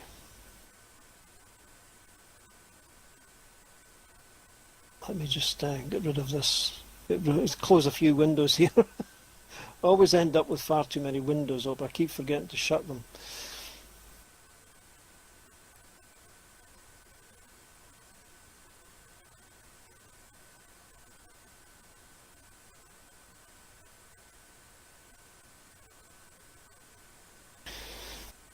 Right, so let's see. User disconnected from your channel. Oh. Where's Wazoo gone? Oh, he's being right back.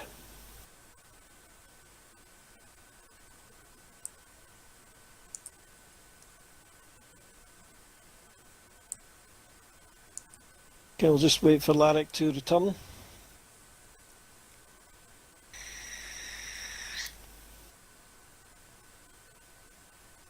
User joined your channel.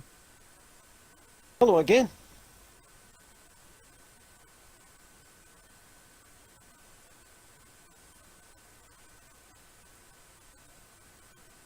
Has TS stopped being weird, Wazoo?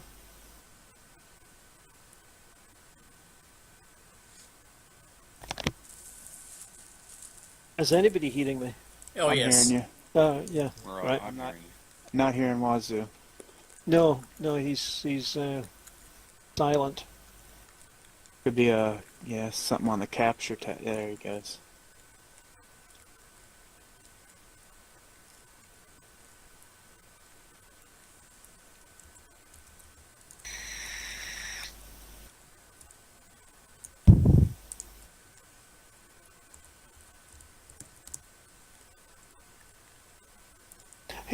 He's going through all the possible.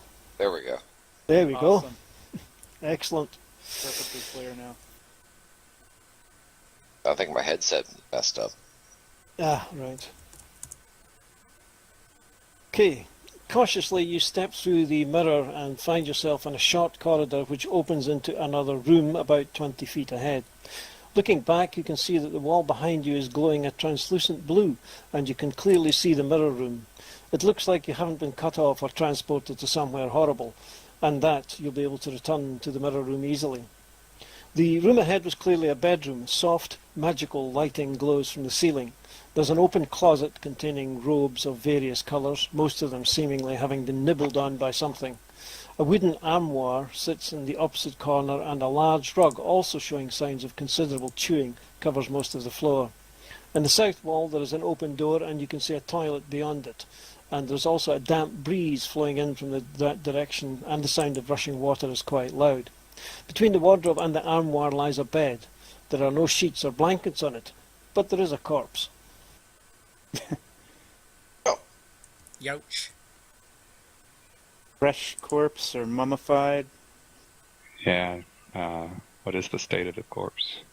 From the clothing, this was most likely a wizard. You reckon that the body is several months old and has been subjected to animal or insect predation of some kind. Cause of death looks like it was massive trauma to the chest area, with almost every rib being broken. The cleric will definitely step forward to check that out.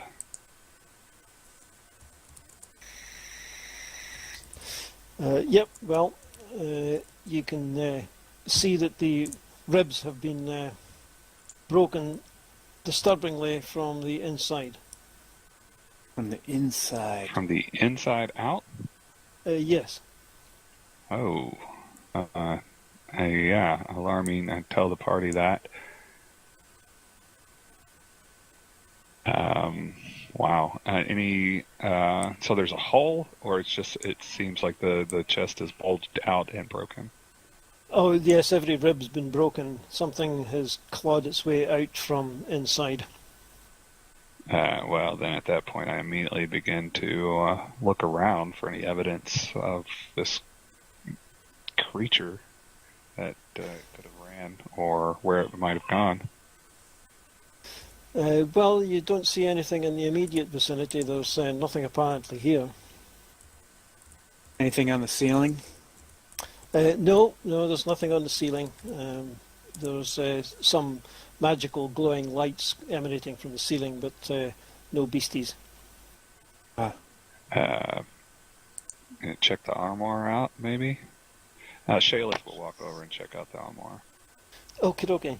The clothing rack contains a number of robes in various colours. All of them have been subjected to damage by something, probably insects. The armoire contains a number of drawers, also full of clothing, but in a much better state. In the bottom of one drawer you find a large iron key wrapped in a parchment with some odd writing on it. There is nothing else of value here. Well, definitely looking at the key and checking out the writing. Is it similar to the writing that was on the wooden sort of trapdoor in the other room? It's a simple piece of parchment, not particularly fine quality and quite badly creased.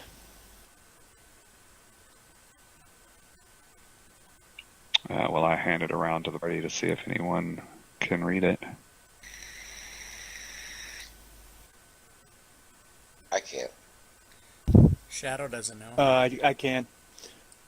1, 2, 3, 4 is what it says, but 3 is spelled backwards. So here.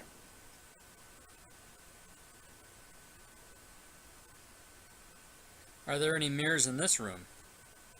No. Tonic.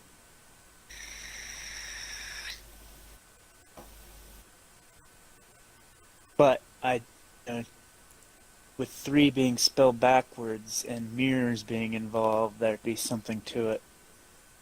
Right. It'll allow us to I go. was thinking maybe the wall that the mirror was on was the third wall, and each wall would be, 1, 2, 3, okay. fourth wall. But yeah, I see. Yeah, something spelled backwards. Maybe holding it up to the mirror would be something we might need to do. Okay, we we can keep. move the mirror to the third wall. What would be considered the third wall, then hold it up. That might be how we enter the next, make it translucent again or something like that. Yeah, but I wonder how we count which wall is which. Was it already sure. hanging on the third wall? I don't know. Yeah. No doors or anything in this room? No, you've examined the corpse and you've examined the armoire and the cupboard or the clothing rack, and there's nothing else. That's the clothing rack. And And that alcove that Bob is moving to? okay.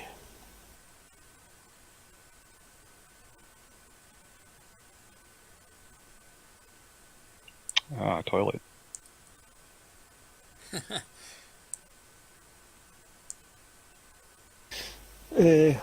Okay, as you expected, beyond the door lies what was once a bathroom. The toilet is still in place, but right next to it is a small hole, partly blocked by masonry and stone. It looks like the hole was originally designed to take pipework from the plumbing away through the wall. Piled up in one corner is a variety of material, including partially chewed blankets, sheets, clothing, and carpet, along with a few small bones and animal fur. It looks like it had been a nest of some sort, but whatever made it doesn't seem to be here anymore. Yeah, I'll rummage through to see if there's anything in the file. Can the ranger identify somehow the type of creature that was nesting? Probably insects. But as to the type, not so much. Well, that's insect versus dog is a pretty good chunk. But is it a dog-sized insect? Right, the pile consists of the soft furnishings from the bedroom. Something else catches your eye, however, and poking about, you come across a bottle of wine. It's in pristine condition, unopened, and its label, which suggests that the wine was bottled over 100 years ago, shows no sign of deterioration. Quick question: how long? When my detect magic, it says 10 minutes. So how long have we been? Would it still be going? You're not detecting any magic here. Okay. Oh, I'll pick up the bottle of wine. Okay, it's in the party inventory.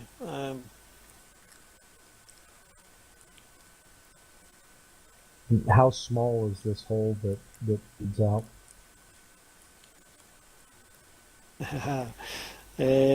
Right, it's originally made to take the plumbing from the bathroom, and this hole has been widened, probably from the outside. It doesn't look like it was done too long ago, and by shifting a few stones you could probably crawl through. Beyond the hole it is dark, but you can hear the sound of rushing water.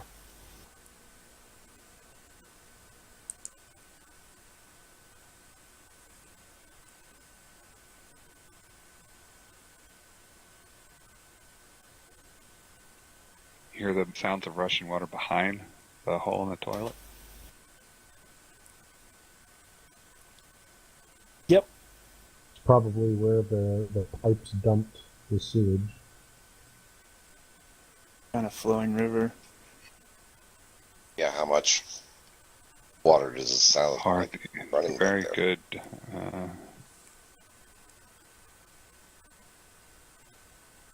Hard times knocking at your door.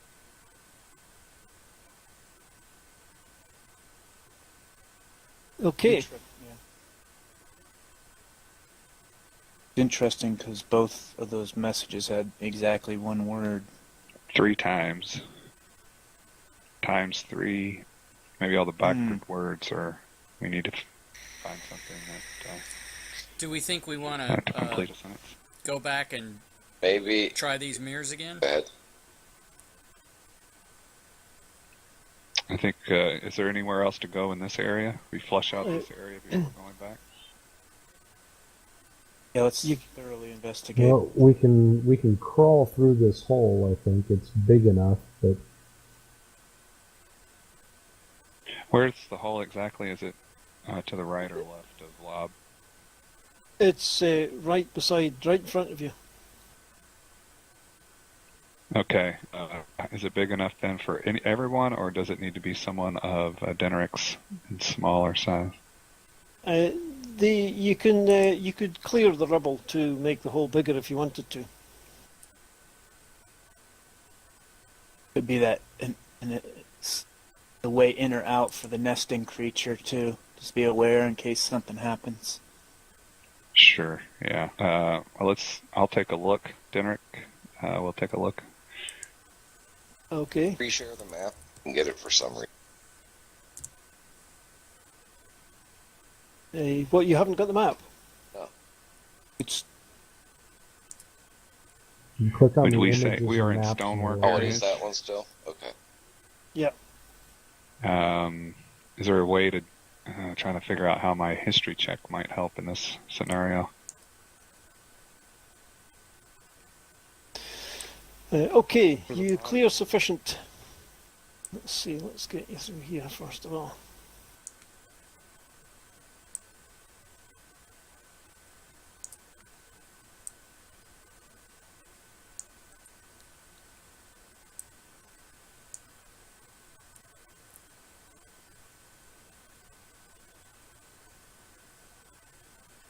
There we go. I think it's you now, everybody in a square. Right. Okay, so you clear sufficient rubble out of the way to enable you to crawl through the cave. Lighting up a torch, you can see that you're in a natural cavern, maybe 50 feet across, and the same again in height. You cannot determine the extent of its length, however, since your torchlight doesn't carry that far.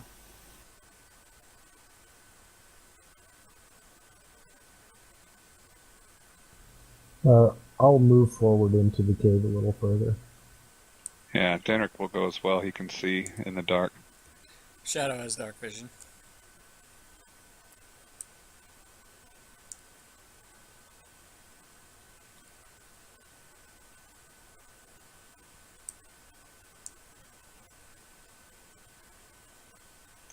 Looks like we see. Right, okay. So moving further in, you finally find the source of the rushing water. An underground river moves swiftly from tunnel to the east and disappears into another in the west. See some footsteps coming out. Yeah. Out of the western part? Yeah. Too obvious a clue, that one, eh? It's cool. Right, okay. The mud around the edge of the river has been disturbed, and you can clearly see that a set of footprints leads away from the river. The footprints are humanoid, probably human, and either a very small man or a youth. And he or she was in a hurry, judging by the shape of the prints and length of the stride. You recall the story about Dojon and what you heard, that he had been swept away into an underground river. Could he have survived? If so, did he make the hole in the wall? And more importantly, where is he now? So it looks like he came in from here, but we don't see any prints leading back into the water. No. And as you discuss the findings, there's a sudden disturbance in the water, and a strange watery creature reaches out as if in slow motion, and before any of you can react, wraps itself around Deneric and drags him into the river. Great. Okay, let's have initiative. We'll be a minute. Okay. Let me, yeah.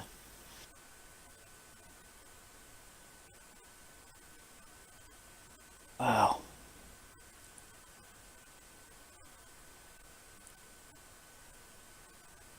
Okay, Deneric, you've managed to get yourself... Oh, no, you haven't.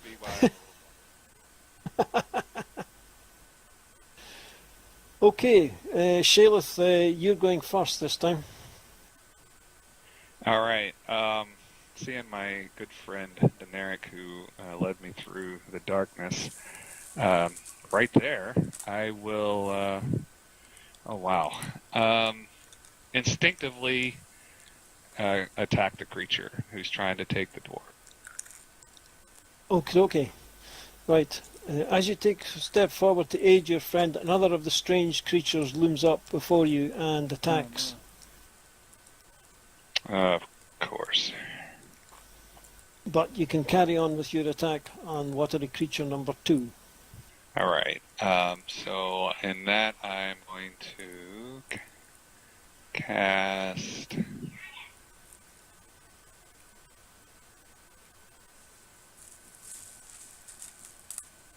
I'm going to cast Branding Smite as my bonus action. Okay. And then I'm going to target one of the dwarf. Okay.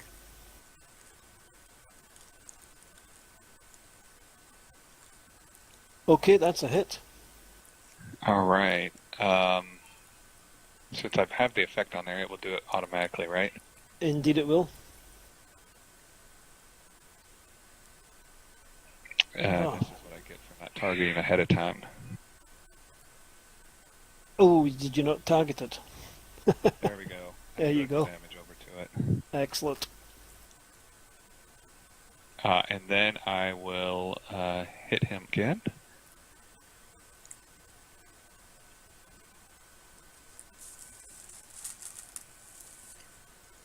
Make sure you target it this time. Right about that. Yeah, that's a hit. Awesome.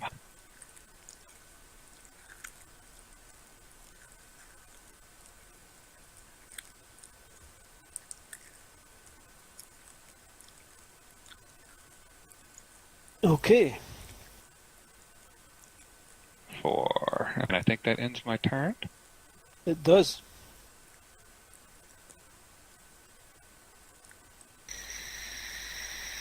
Now, somehow you managed to get branding smite that's still there on you, but it shouldn't really be, should it? Because it's just a one-off. Yeah, it shouldn't be. I shall remove it. Okay, right. Watery creature number 1 is going to move forward a little, and it's going to attack Shaleth. Okay. Right. Okay, but Shaleth manages to easily move out of the way. Knocks the archer back with its greatsword, please. Whatever. Okay, Shadow. Shadow's going to move into position to the east. And Okay. do I see correctly that those two enemies are 2.5 feet apart? Yeah, I should really there. I Okay, think that's so probably they're better. adjacent, Yeah. so I would get my sneak attack then, correct? If you not from there, No, no, you can't use an. Yes, you can't use an enemy as a flanking. No, So it no, has to not be an not because ally. of flanking, but because the Creature's enemy right has next another an enemy. ally. No, you can't. You can't. Oh, I see what you mean. Right. Yes. It's within 5 feet, isn't it? Yes. Aye. So if you moved there, it wouldn't be within 5 feet. As I understand it, it's an ally of yours within 5 feet of the enemy you're attacking. Correct. So as long Right. as Yeah. an ally Right. is I see what you mean. Yep. You're right. Yep. Sorry, I was. Yeah. I Okay. was completely. I was on a different page altogether. Yes, absolutely. You can. Yeah, you've got advantage. Yes. Finesse weapon. So That's a hit. Oh my god, I hope it's a hit.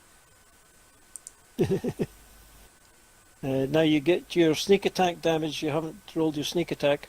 Right. Sorry about that. Just Should I just hit it again? I know I'm going to hit it. no. Just roll 2d6. Just pick up a d6. It's 3d6, isn't it? Pick up a d6 from the bottom. Right click twice, and then drop the 3d6 onto it.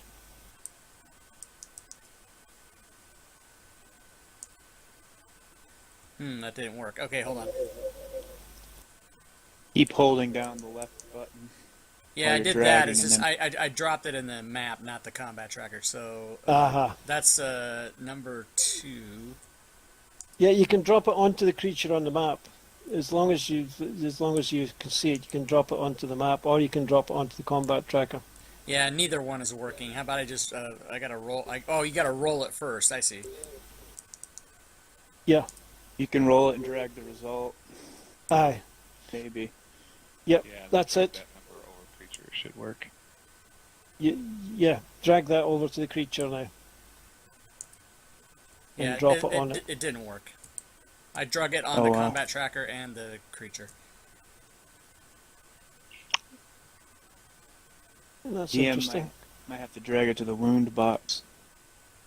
No, I think it's a matter of the fact that it's not being rolled from a actual damage it's macro. not a damage damage artifact. recognizing Yeah, it because as damage.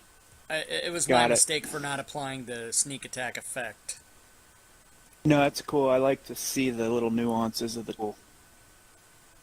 It should still. It should the dragging the 3d6 and dropping it should still work, though. I'm not quite sure why that isn't working. Right. Anyway, you did 11 points of damage, so I will apply that manually. Okay. And then I'll do my second attack. Yep. Okay, that's a hit. Okay. And then I'll do my offhand dagger. And another hit. There you go. Now you've noticed that all of this that you haven't been doing just as much damage as you thought that you should have been doing. Right, I figured. It's made of water. Okay. Yeah. Okay, right. Watery creature number 2, right? This is the one that attacked Daenerys. So Daenerys is actually grappled, and he is restrained by the creature, and it's now pulling him into the water in an attempt to drown him.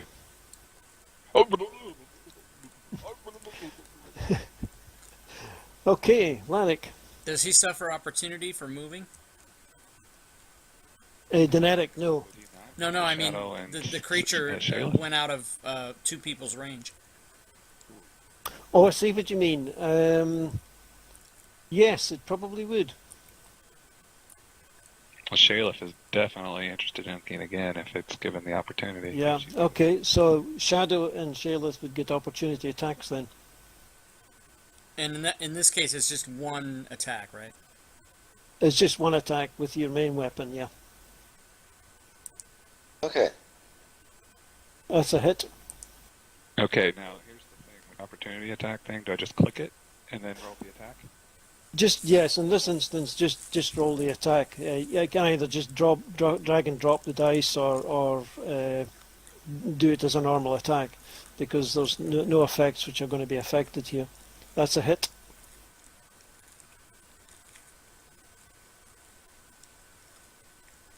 Okay. Right, that watery creature, as far as you can tell now, is in a pretty sorry state.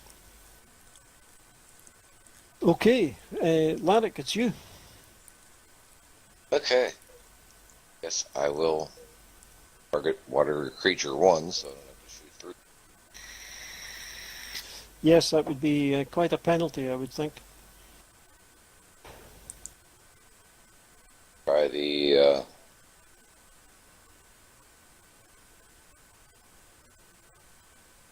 I'm gonna go with a double attack. Okay. Yeah, that's a hit.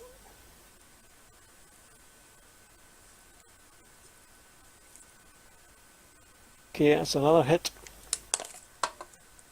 Trying to explore to see how easy it was Yeah. to attack.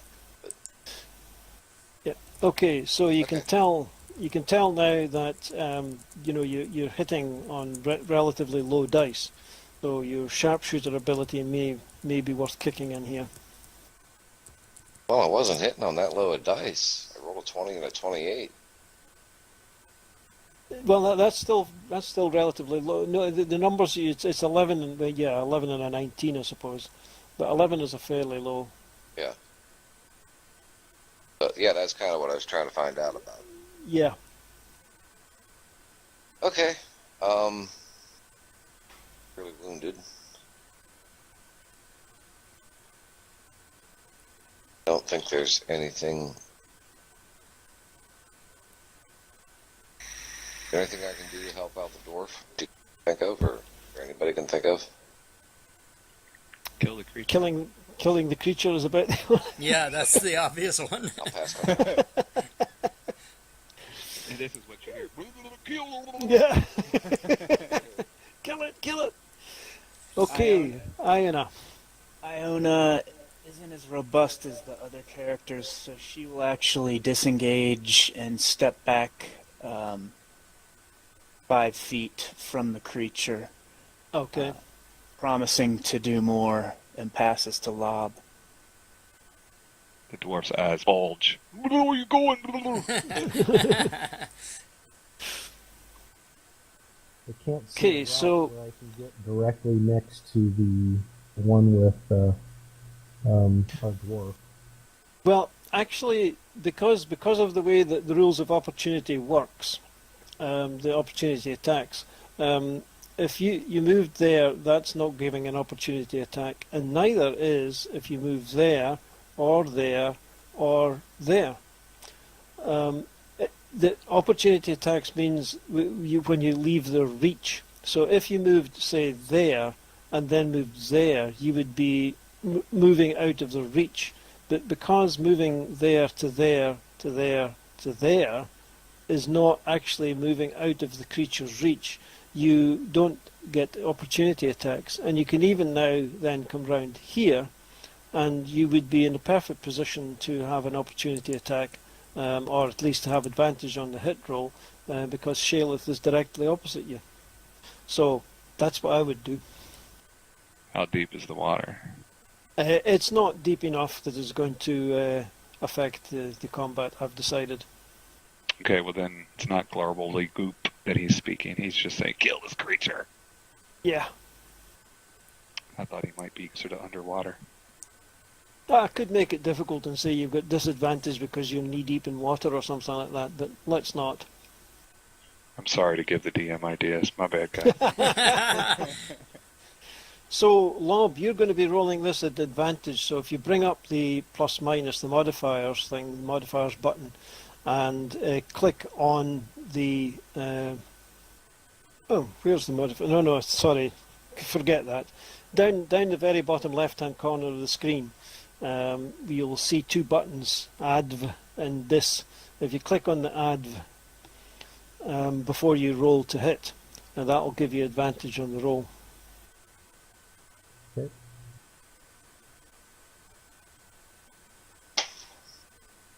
There you go. Okay. Oh, you needed to have targeted the creature first. I missed that step out. So hold down CTRL and click on watery creature number 1. There you go. Right, you hit it anyway. So you can just roll your damage now. Okay. Now, Lob, you've got 2 attacks with your main hand. So you can go again. Oh, you should have advantage as well, so roll again. Okay, you hit with that one, so roll your damage. And you've got 1 offhand short sword attack, so remember and click advantage before you roll to hit. There you go. And so you've hit again, and you can now roll the damage again. There you go. Nice. Excellent. Now I will pass it to Dan. Okay, right, Deneric, all you're going to be able to do here is to try and escape from the grapple. So if you would like to... It takes your action, yeah. So if you would like to put a strength roll into the dice tower for me, please. Alright. Strength save, I'm assuming, right? Yeah, just a strength check. So it's just strength itself. It's not a saving throw as such. It's just a strength. Okay, there you go. Well, you have failed to get out of the grapple, so you're still grappled and you're still restrained, and you're holding your breath, desperately trying to avoid being drowned. And that, I'm afraid, is all you can reasonably do. Yeah. Okay, Shaleth. All right. Shaleth is going to sort of. Oh man. Can I grapple Deneric as well? Grab him and try to pull against that grapple. What I would allow you to do would be to give up your action to allow him to have advantage on his strength roll. That's this next coming up, though, right? Yeah, so he's going right at the end. So you right, you can't see that the creature is grappling him. Yeah. That is good, but time is of the essence. And I see him failing to get free. And this creature, I'm assuming, is still trying to get away. Going to move away from this creature.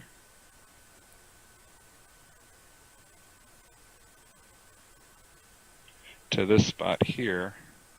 Okay. Right, so creature number 1 gets its attack of opportunity on you. but you easily dodge out of the way. All right, very good. So at this point, I am going to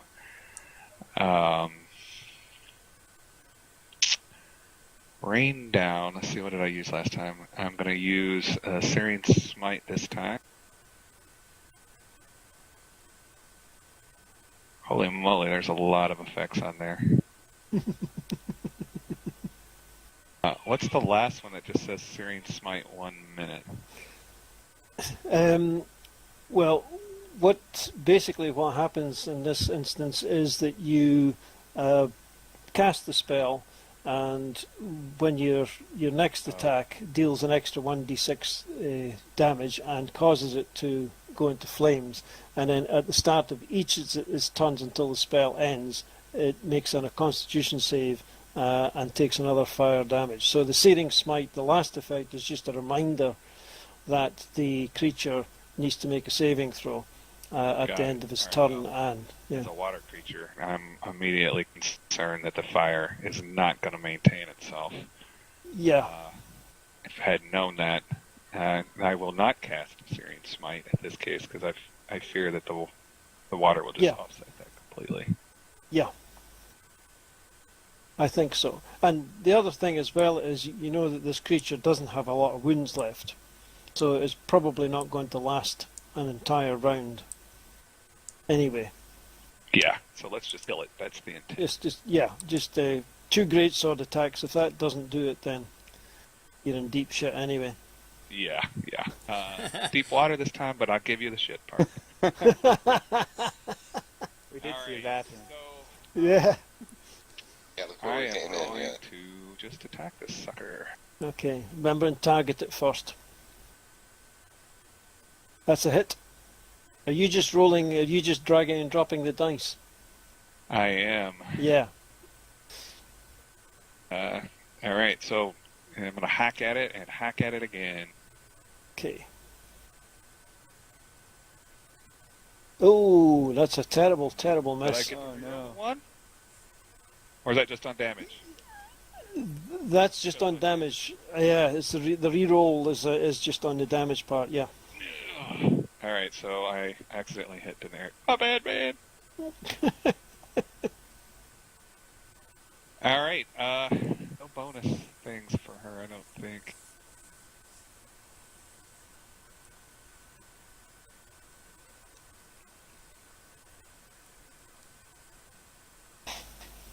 Oh no, here's another.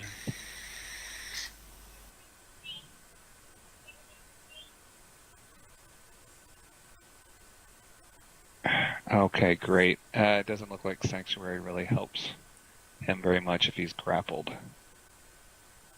No, it's not really going to help at all, no. Yeah, no. Right, I will end my turn. Okay.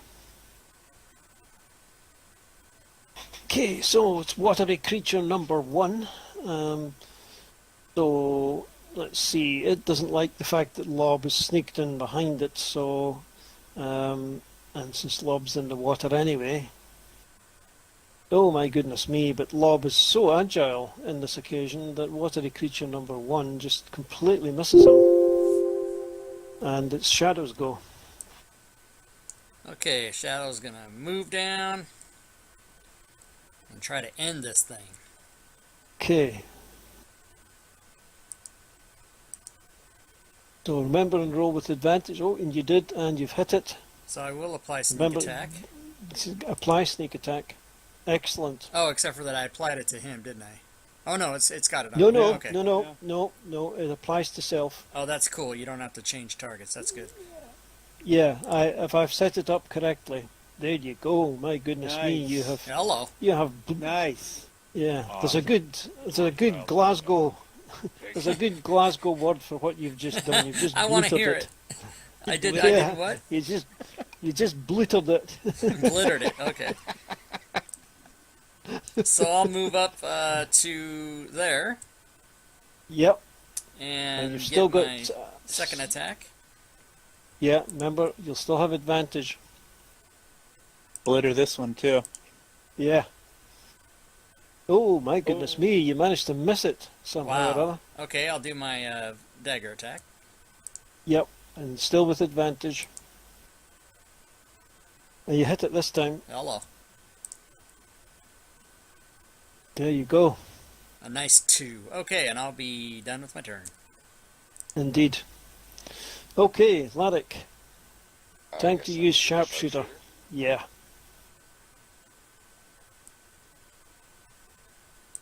Don't have any advantage or anything, correct? No. No, you're not going to get advantage with your ranged attacks. Remember, you've got that's a hit. There you go. That's a decent amount of damage. Okay. You've got 2 shots, remember. Not with a sharpshooter. I don't think it had you only allowed it to once? Pardon? I can't remember. Let me look it up. Sharpshooter. No, the regular longbow's 1 attack. I thought sharpshooter. Regular No, longbow's 2 attacks. I thought the sharpshooter. yeah, but that's I just put that in there to remind you that you have 2 attacks. It's just sharpshooters before you make an attack with a ranged weapon. Okay. You're proficient. You can choose to take any attack. So yeah, go again with sharpshooter. That's a hit. Oh, That's- that's nice. Lots of damage.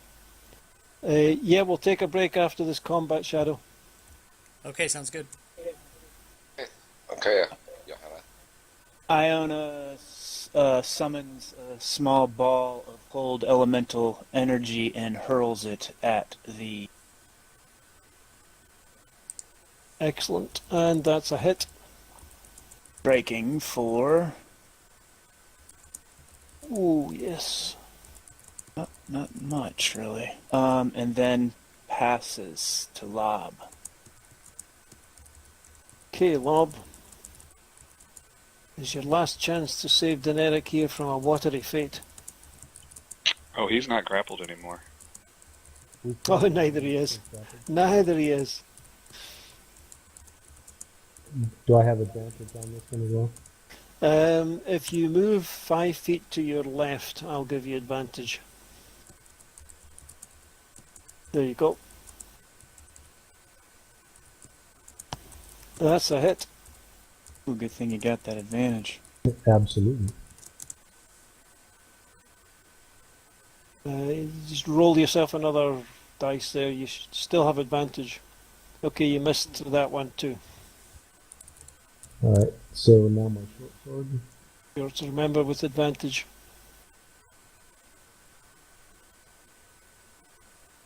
That's a hit.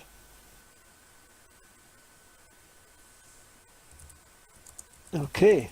Right, this creature really can't have much left in it now.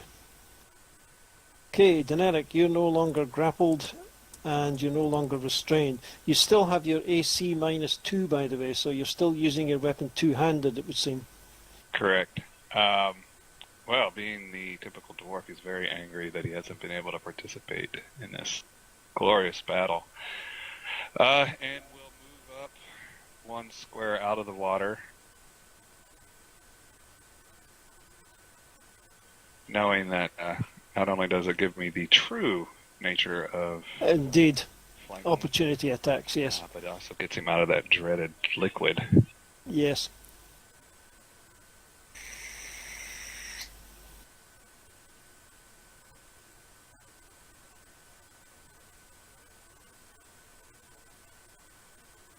As a bonus action, I'm going to cast Magic Weapon. Oh, yes, okay. So just drag that one onto yourself because it's set up to targets that one because it can be either yourself or anybody. So just drag magic weapon, the little effect onto yourself. There you go. Nice. And that will automatically make all your damage magic and will add 1 to your attack and 1 to your damage as well. It'll All just right, do it so automatically. I'm going to do that. That is 2nd level spell, right? Is it really? Yeah. Yeah, I think so. So it says Looking at it right second now. on the war domain, right? Concentrate. Oh yes, of course. It's a war domain spell. Yeah. You're Yeah, right. so, Yeah. wanted to check off spell slot. All right, so fuming with anger, casting the magic weapon war domain spell, he brings the battle axe down two-handed on this creature with advantage. Nice. And a +1 to attack. Look at that. Yeah, that's a hit. All right. And then also gonna deal this damage. Big roll. 12d6. There you go. And you've killed it. Nice. Awesome. He lets out a rural dwarven yell and yells, Got the "Good satisfaction die, out of that. watery beast!"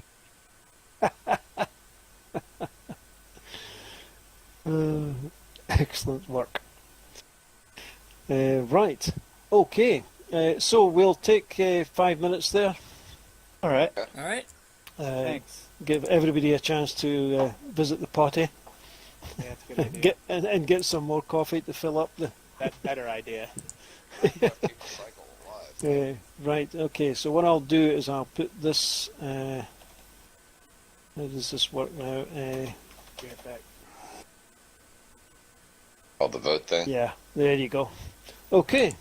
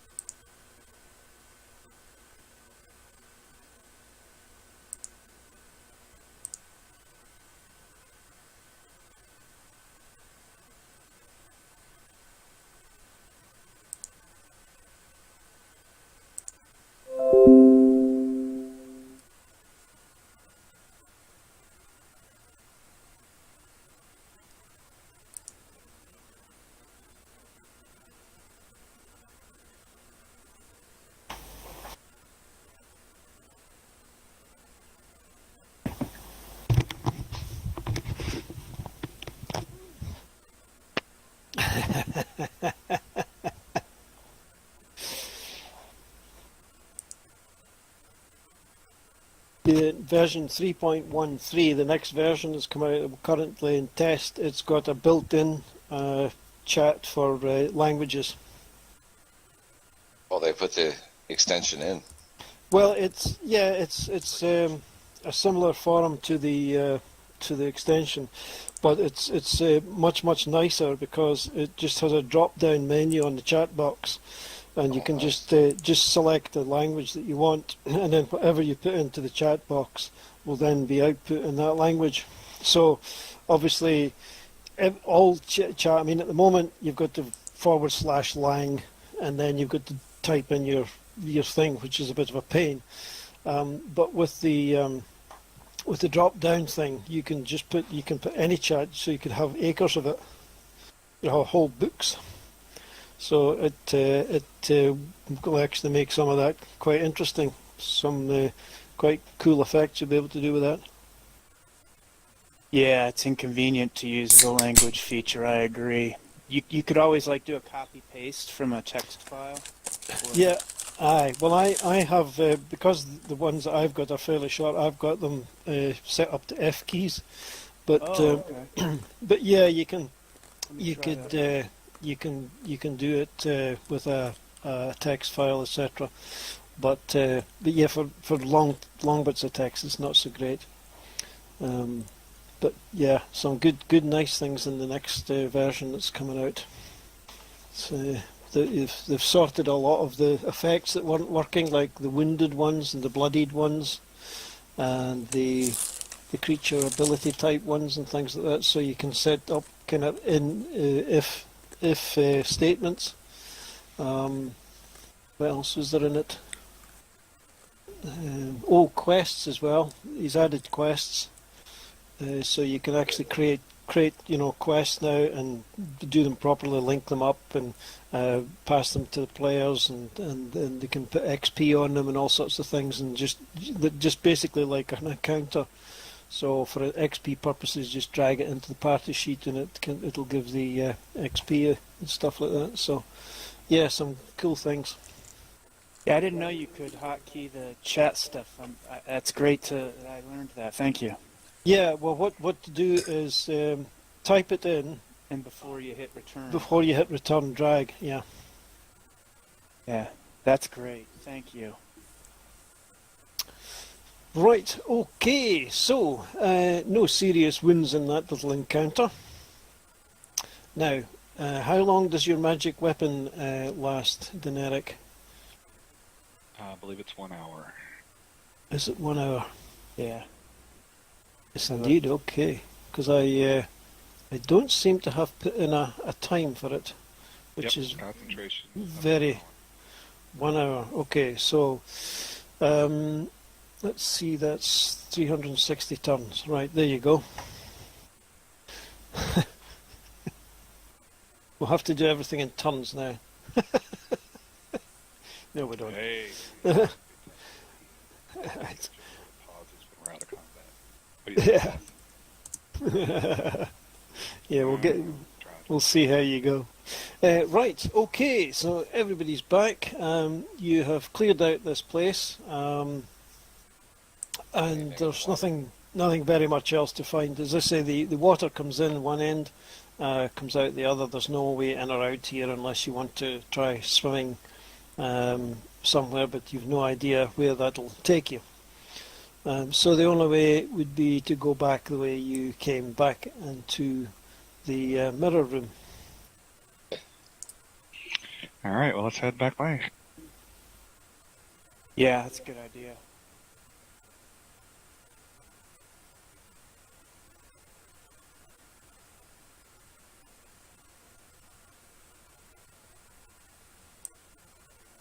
On the way back, I think the dwarf is a little shaken. Not sure that he understands that the grapple really, his shield wouldn't really help with the grapple, but he's going to throw the shield back on. Okay. Right, so we'll remove that effect from him. Okay, so you return to the mirror room to find that nothing has changed. The book's still on the table, the mirror's still in place. Everything is as you left it. I think we should move the mirror to either north or south wall, maybe south. I don't know. Okay. Let's do the paper in the mirror first to see what happens, I guess. Just in case. I don't think that matters Can't hurt to because look. the wood back at the other room had a backwards word, so it's more of a Yeah, a even the gathering of paper and the data, key. but let's give it a shot. Okay, well, you hold up the paper up to the mirror, and as you expect, you can see the backwards words are now forwards, but all the forwards words are backwards. See what I mean? So it doesn't actually do anything. We don't see anything on the It just- Let's go to the original Yeah. idea. Okay. We have to try to figure out what will make it translucent in the other positions, right? Yeah, I would agree. Okay. Try to find out what. Do we assume that the wall that it's on is wall 1, and then maybe move it around to the opposite wall? But we tried that, didn't we? Yeah, we didn't Huh. have the key in the. We didn't have the key or the parchment. So I'll What leave is it up the to the key? group, which assuming that the Well, backward let's 3 is some Put the kind key of up to the clue. mirror where it's but, at too, you know, and see it's what happens. 3 times. I'm starting to get the idea that it's those 3 words together. Those Yeah, that's words. interesting. Okay, which wall would you like to move the mirror to then? I haven't noticed any clue telling us which yet. If you guys have, chime in. South, I guess. Yeah, that sounds good. I'll vote for that. All right. Okay, you easily, despite the size, the apparent solidity of the mirror is surprisingly light. You move it from its current position onto the hook on the south wall, and when you look in it, however, the table is apparently empty. The parchment. Anything with that, maybe? Again, grasping at a straw here.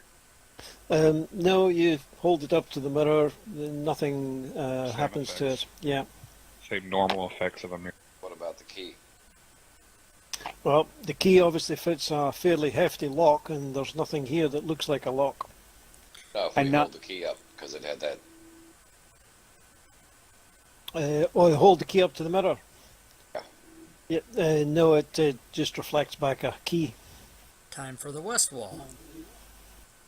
Okay, Okay, go ahead. same thing. While they're... Has anybody lifted up these rugs? No. Let's lift up these rugs. Good idea. Okay, right. The rugs are very high quality, very expensive rugs. To the right kind of market, looks like they would be worth a fair few gold pieces. But other than that, there's nothing under them. There's no secrets to them. No flying carpets. Nothing magical. Forewarned. Looks like What put about the the book back torches on then, the I shelf. guess? Close inspection on those. The torches are clearly magical. They're burning with a light which isn't even warm to the touch. So there's nothing to them. What if I put the book back on the shelf where it belongs and then try looking at the parchment? There is one wall that you haven't tried the mirror. Yeah, we didn't try the Yeah, north we wall gotta yet. move to the north wall. Okay, right. You easily move the mirror from its hook and hang it against the north wall. When you look in the mirror, you can not only see the book on the table, but also a bottle. Looking more closely, it would appear to be a bottle of vintage wine. I put It's the try and always place the the bottle last that one that you we check. picked up on the room. Okay. Who decided to start on the south side first? Everybody. We all did.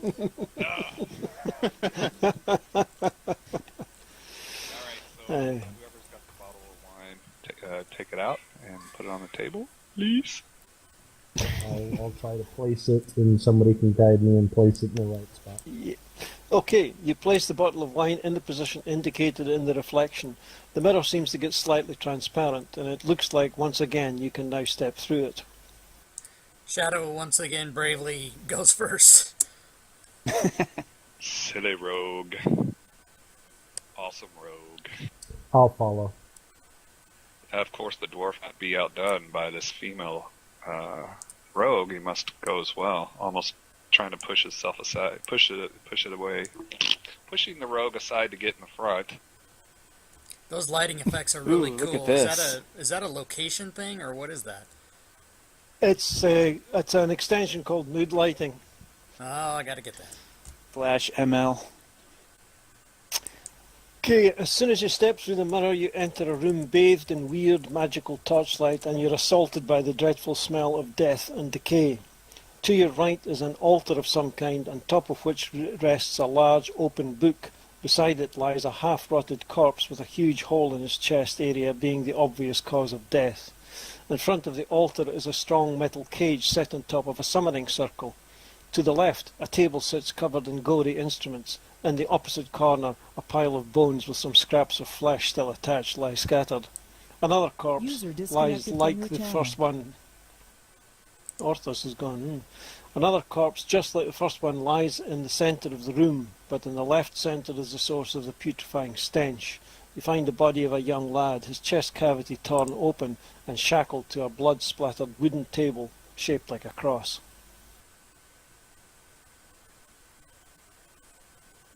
Okay.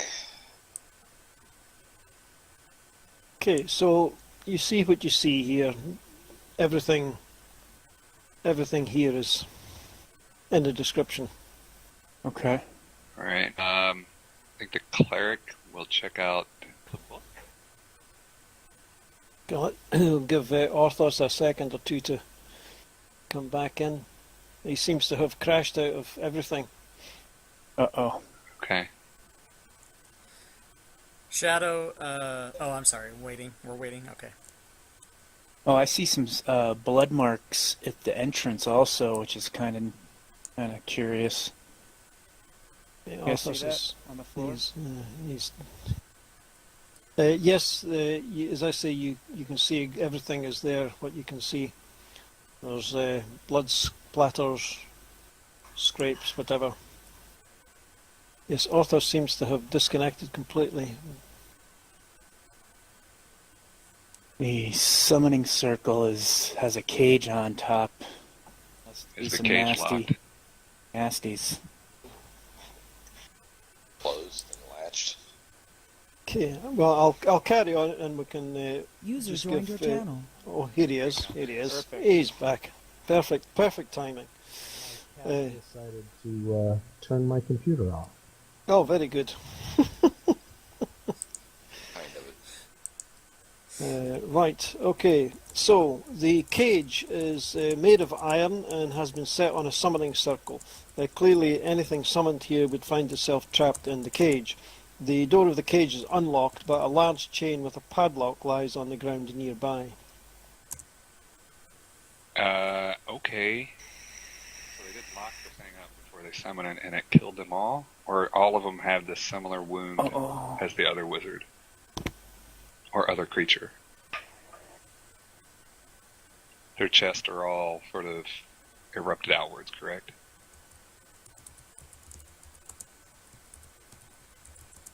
Does look that way. Okay. Nothing in the cave. Alright, so Shayla is still going Wonder- over to check out the book where one of the creatures is lying, with its chest sort of burst. Yep.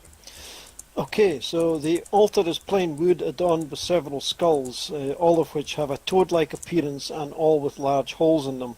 The book is open at a page which, if you understand it correctly, describes a summoning ritual.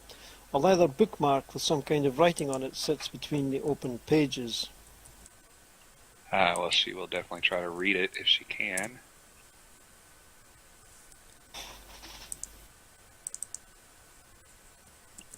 Not capable of reading it, passes it around to the group or calls them over to check it out. Shadow can read Looks that. I don't around for an elf recognize of some sort as the writing reminds her of that. Shadow can read that, and it says backwards words participate. The backwards words.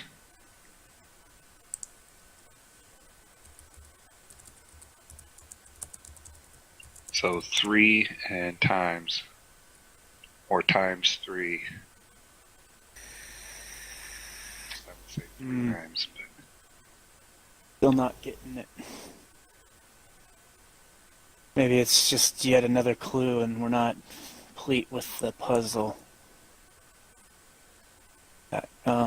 Participate 3 times. 3 times participate.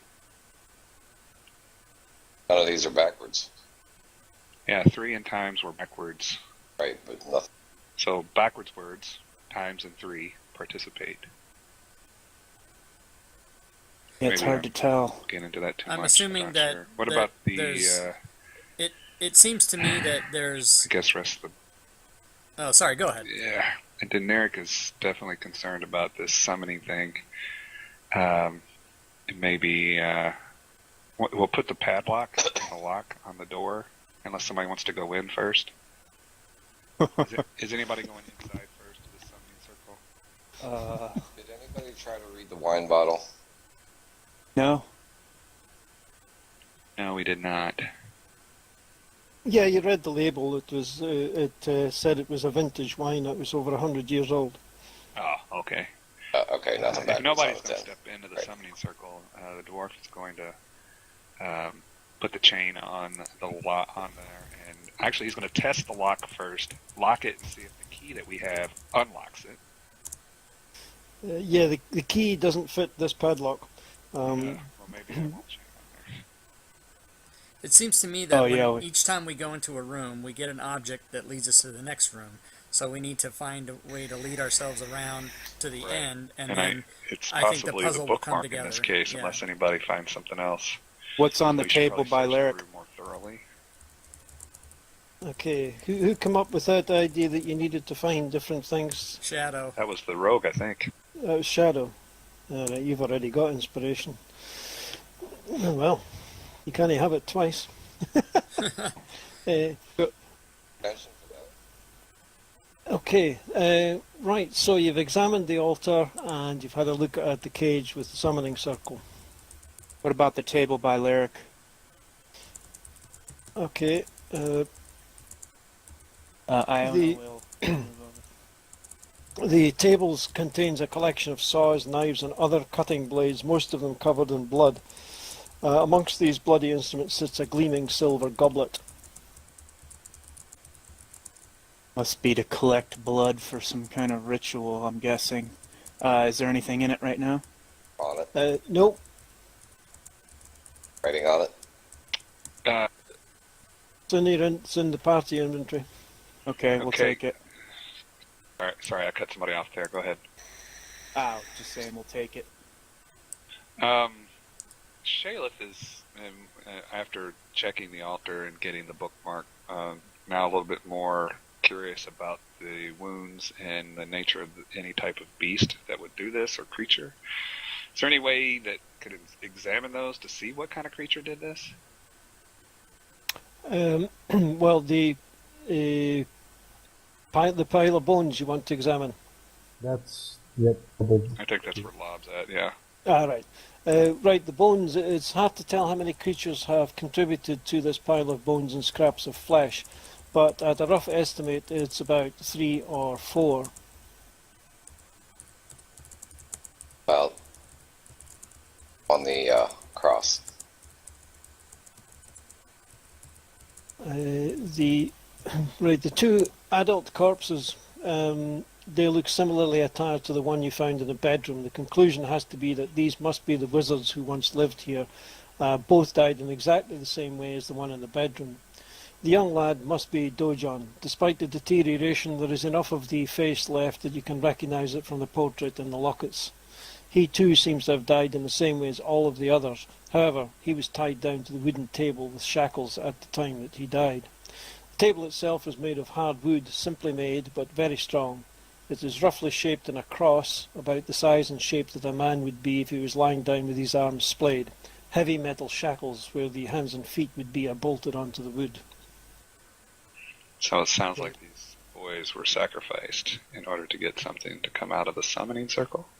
I've been examining the bones, and since I am an expert on these teeth marks, since they bit me so much, these teeth marks look so much like the creatures that attacked us when we first came in. Interesting. Oh, okay. Yeah, I was Wow. looking at the book on the altar, and my arcane knowledge tells me that this book is for spells in it or for summoning creatures from limbo. Huh. So, do we think then that the creatures we fought originally were creatures that were summoned from these guys? If these bite marks are similar to the bones, and that the spell book is a summoning book, It's one possibility for sure. doing quick math here, we fought 2 of them, and if the creatures that looked frog-like, maybe, or some type of reptilian-looking creatures, they start out as smaller. Maybe I'm metagaming here too much, putting my knowledge onto this, but maybe I could roll. But assuming they start out small, maybe they were used these creatures as host and then burrowed out of them. Yeah, It does appear that have way. one more somewhere. Yeah, that would mean we have 1 more to go at At least. least one or one. two at least. Definitely There's not anything meta. One in the each cage. creature. Wow, okay. Do we still want to lock up summoning square before we leave? Summoning circle? Does it seem idle? Does it seem dormant and like it's not active, right? It's not active. I mean, the way that everything is set up, somebody obviously must read the summoning scroll from the book that's there, and that would be the summoning. This is where they would summon in, and presumably, whenever something was summoned in, the cage would be locked.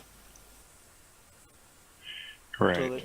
So that whatever was summoned in would be trapped. I am as a player. I don't know if my character would try to do anything with it. Well, I just wanted to look through, not in. Maybe we should take the book just in case. That would basically render the circle Yes. useless. That might be a good idea. Yeah. Okay, right. You pick up the book and shove it in a backpack. Did we find out what this looks like? Scissors or something on the floor? Or is that just a mark? Right in the middle of the room. Where are you? Almost in the middle of the map. Right. Oh right. Yeah, that's just a mark. Yeah, there's no significance to that. And did I Sorry? miss out? I was looking around for an obvious object that would match the book or the wine bottle to trigger the next mirror. Did I miss out on finding anything? I think the silver goblet might be The goblet. something. Okay, I did miss it. Sorry. We got that. And that does seem important, being it's silver and all, and seems like some kind of special significance. And also, it's totally out of place. Yeah, I'm going to agree with Shadow here. She's starting to leave the room. I think it's probably time to head back. Okay. We've grabbed Sounds the book. Double security then. Grab the book and lock the cage. I don't Can't lock All right, the so cage. we'll lock the cage. lock the cage. grab the book. Okay.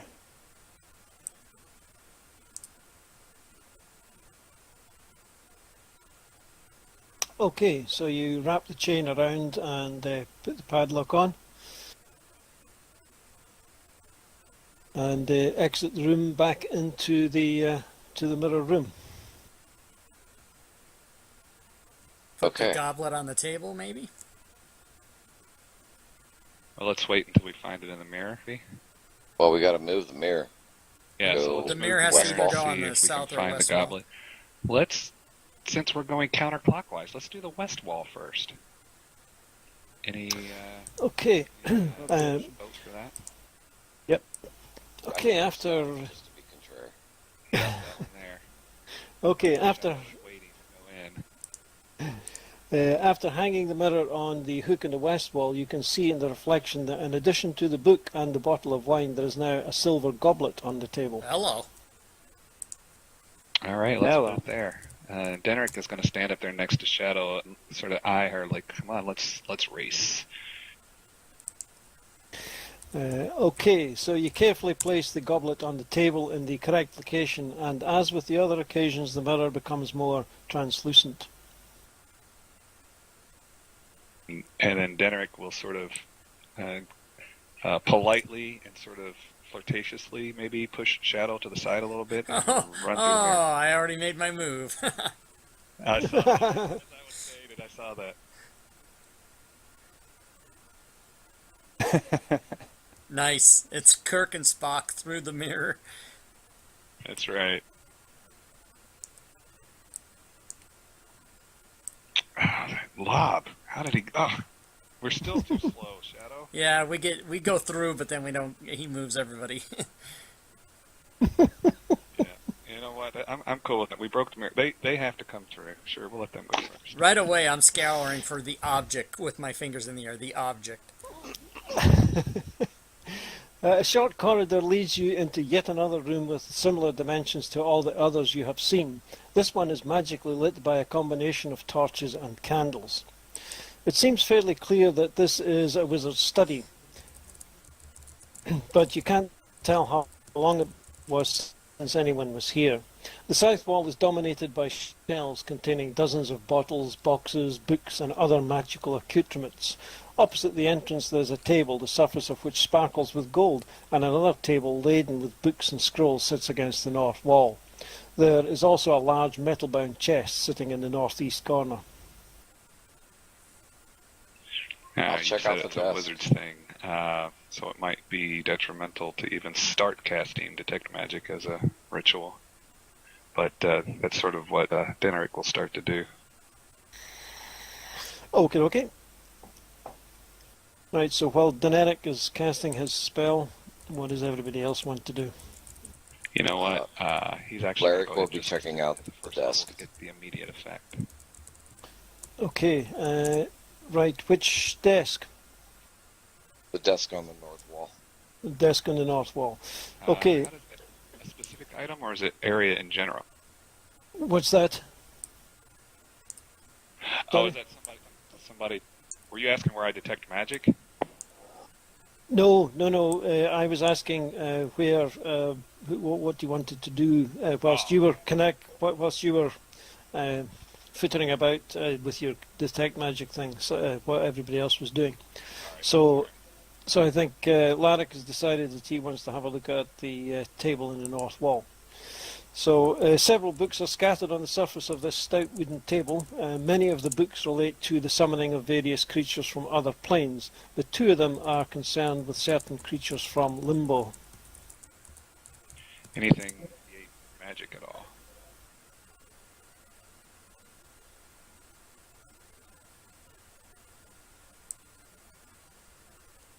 Yeah, I see what you're sharing.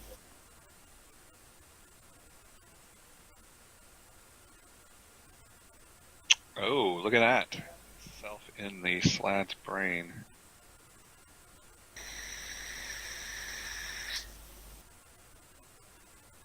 Oh.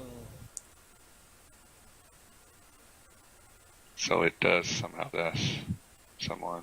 How they come into existence. Shapeshifter.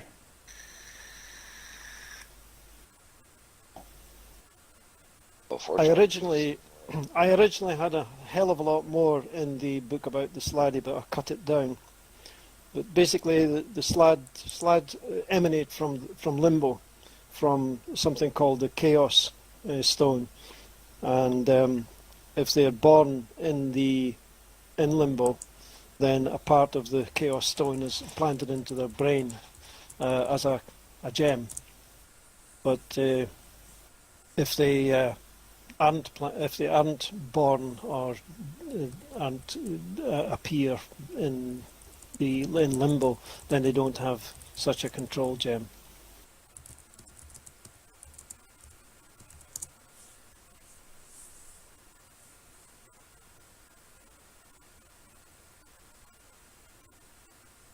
Do we want to check and see if the key opens the chest?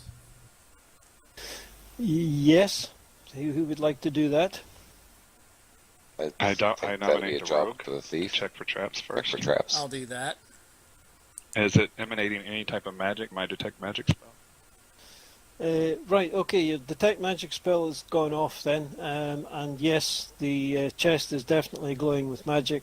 Several items in the shelves are also glowing magic, and various other little bits and bobs around the place some of the books and scrolls and things like that are also glowing magic, as you probably would expect from a wizard's study. Sure. Can I determine from the chest what type of magic that is? You don't really need to, because the detect magic spell is making various runes glow on the chest. I'd like to try to open the chest, but I'm weary it might be I trapped. put my hand out. Wait. Let's make sure these magical runes aren't traps. Well, We read right, them? I just said that. Yeah. Yeah. Jumping in front of you as the rogue or the dwarf. Sorry. Now they're racing to be last. That's right. You reckon that the key that you found is probably going to fit the chest. Can we read the runes or to determine what those runes Oh, the runes are definitely a trap. disturbed? Yes, if the chest is opened in any other way other than using the key, then they would explode. But since you've got the key, All right. Well, then I step out of the way, and whoever has the key.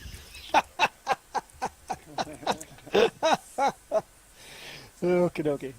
Right, you slide the key into the lock, and it opens easily, and the chest opens up, and it's cluttered with various papers, clothing, and other items which the wizards obviously valued, but are of no interest to you. However, in a leather bag with a drawstring, you do find a number of quite valuable-looking gemstones. There are 5 altogether, 4 blue and 1 red, all of them about the size of a child's fist. In addition, right at the bottom of the chest, you find a small plaque with strange writing on it, and a small leather-bound book, which turns out to be a diary. Any backwards words on this? Any of these things?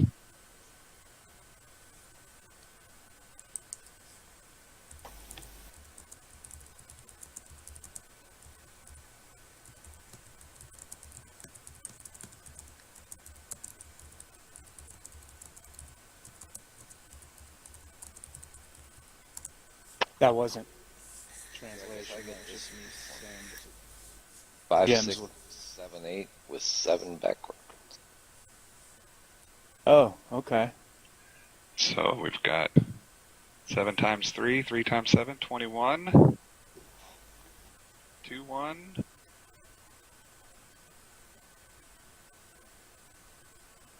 That would be the engineer and me going immediately to math. 3 times 7 is 21. I can confirm.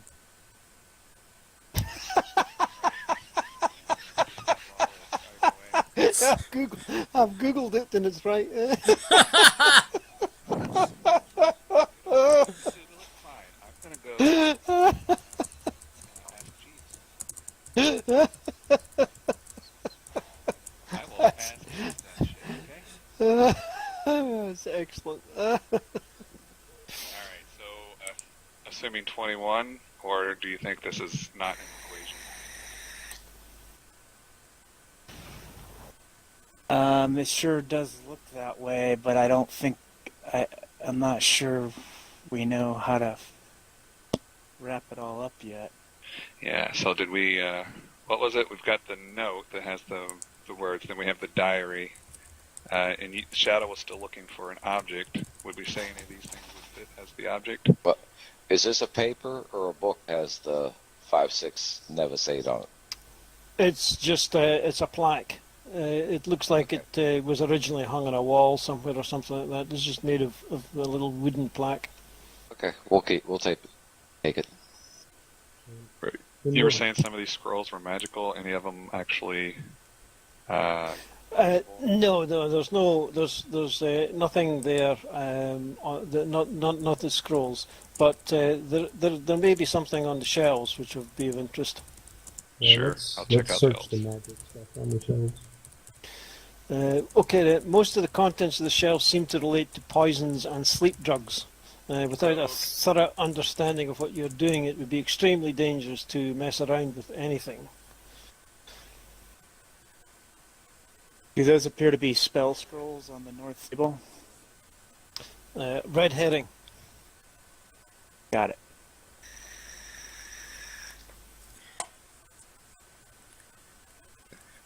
All right. So what do we think? Is the plaque the object? The diary, maybe? Let's take them both. Hold Yeah. We can always come back, I would think. Just go There's put a the couple mirror that on the other wall don't and look see like what appears in poisons. the reflection. What's that? There's a couple on the shelf that don't look like poisons. Like What that. are they? Potions or Yeah, like what- what yeah, do what they are look they? like? Not poison. Not poison. They're in the party sheet. Would the detect magic tell me what they are, or do I have to concentrate more?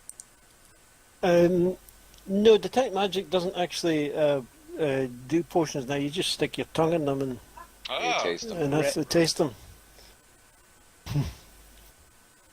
I know from just general magical knowledge that sometimes potions of healing are reddish in color, but that doesn't mean these are them. Right. Well, anybody want to check it? Okay. I'll do So, Who's got the best concentration? Shayla's test being one of the them. brave soul that she is, will dip a finger down in there and give it a nice little taste. Okay. Right, you've identified them as potions of greater healing. Oh, nice. Very Oh. nice. Let's save those. Somebody without. I myself healing. like to give those to people in the Pick back them. line. The people so they can step up and pour them down the throats of the people that died on the front line. But I defer to the party. Well, I was thinking people that don't have healing. That way, if the healers go down, Yep, that works. they can still be healed. Probably a good idea. Both the healers are frontline people, so that works out for both plans. I have a cure wounds also. I have one also, just one day. Yeah, same here. Iona. All right, so let's give it to the wizard who's going to be in the back anyway. Okay. Okay, I'll take one to my sheet then. And the rogue who has no healing, take the other one? Yeah. Yep. Also, if the rogue having the ability to cunning action in and out whenever possible, can jump in, pour it down somebody's throat, and get back out really quickly. Okay, so Shadow wants one. Yeah. Which you have not used, I don't think, have you? Your cunning actions. And who else would like a potion? Iona. Iona, right. Thank you. We're giving them to the squishy ones. There you go. Okay, there's one table you haven't examined yet. The one on the west wall. West wall. Okay. I haven't had a Let's go chance over to to the use west cunning wall. action, I don't think. No, not really. Right, the table on the west wall is at a glance you can tell that the magical lockets were made at this table. Delicate instruments used to fashion jewellery lie scattered among the tubes of paint, small brushes and small flecks of gold. Incongruously, a plain corkscrew lies among the debris.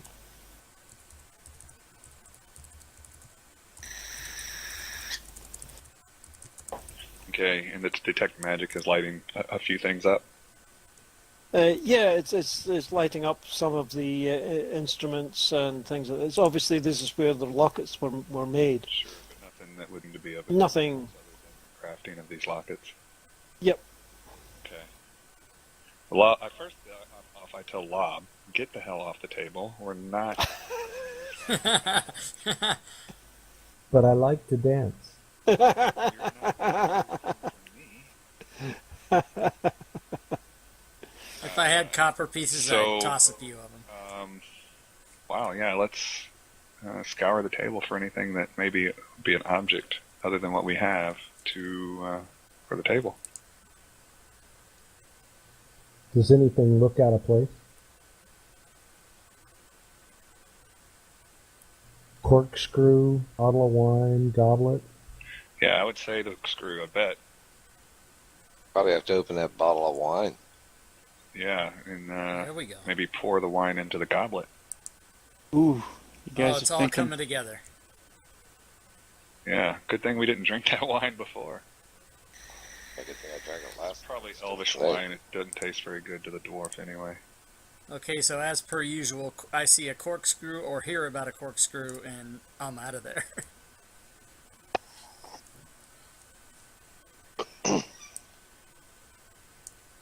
You're Yep. taking the corkscrew, Before correct? Shadow leaves, I try to, just a minute, Shadow, and I pick up a piece of paper. It seems to have some kind of elvish writing on it, and I turn to the most elvish-looking person in our party and hand that note to them. I see that says 312, not 321. So it's backwards.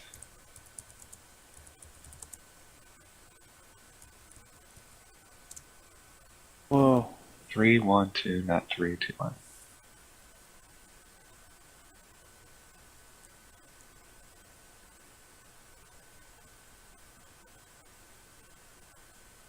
So maybe it has something to do with the order that we found those objects. I don't know yet, So, but so it's important.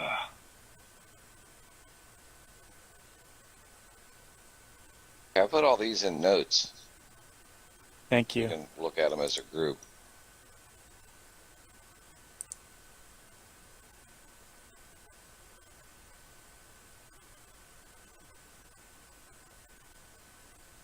Okay, you're back into the mirror room once again. Mirror to the So southern 312, not 321.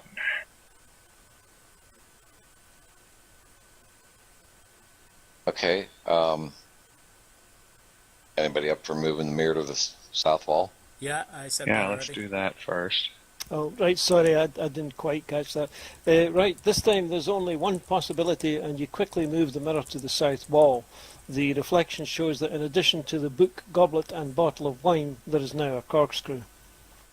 Does Place the it bottle of wine carefully look in open position. in the mirror? No, it all just looks as if it's been placed there so that somebody's maybe been reading a book and had a goblet of wine and the corkscrew all ready for a quiet evening in. They're all arrayed on the table.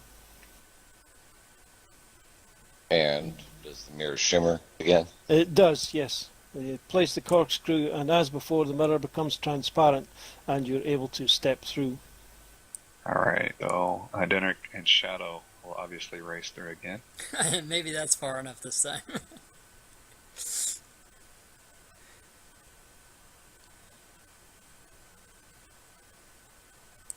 Oh, there's a rune on the floor. Of some there's a sort. corner. There's a corner. I'm gonna sneak up to that corner. Yeah, let's let the rogue go forward. Stealth it. Yeah, I need to not be surprised by whatever's around that corner. I want to sneak up and take a peek. Okay, I'll give you the I'll give you the story first, Sean. Okay. Not really concerned with your stealthing. We'll just walk right up there. I'm not Okay, you step through. You step through the mirror expecting another short corridor, but this time it's different. It stretches for about 50 feet before turning right, and there are some flickering magical torches spread along its length. You notice also one of the torches seems to have gone out about halfway down, causing a shadowy area. So Shayla just sort of walks to the end of the hall and looks around. Stands, just even facing around the corner. A strange symbol is set into the floor right beside you, and you can see another at the end of the corridor. More worryingly, when you look back, all you see is a blank wall.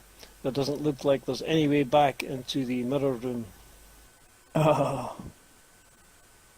I think I've got something. What do I see around the corner since Shayla has moved up? Right, okay. Right, cautiously you step forward, sensing danger. Making as much noise as possible. Okay, cautiously you step forward, sensing danger, but not being able to figure out where such trouble might come from. As you approach the unlit area, the torch beside you flares up, and where the two strange tiles are located, a glowing ball of indigo light appears. It looks like you are trapped. Okay. By what? So there's nothing. Ooh. So is there another one down the end of the hallway? Yep. Okay, So I'm there are going three to... of them or just two? Just two. I didn't see anything around the corner. You didn't get that far. Oh, I see. Okay. All right. How far did Shay? Right there. Right, that's right there. Okay. I didn't get to use my alert feat. Okay. Wow. I thought there would be 3 of them.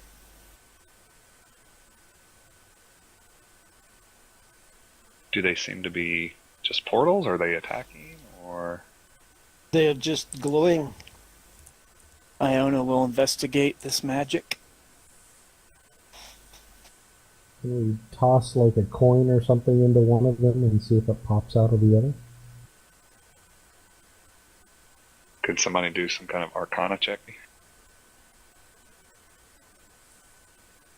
Right, okay. These are definitely magical things. And they look fairly dangerous. Want us to roll perception? All right. You don't really need perception for this. Okay. What about the coin I did? Did that actually happen? No, the coin just sort of kind of bounced back off them.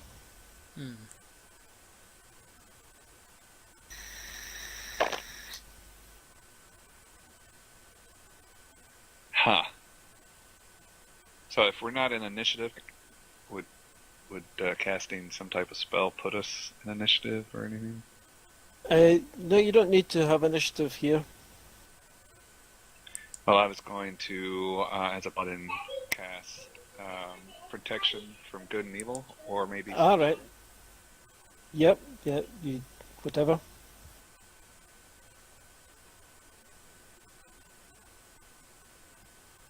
So, these look like you can pass through portals, or based on the coin being bouncing off, does it not seem like it'd be something that Iona would want to do?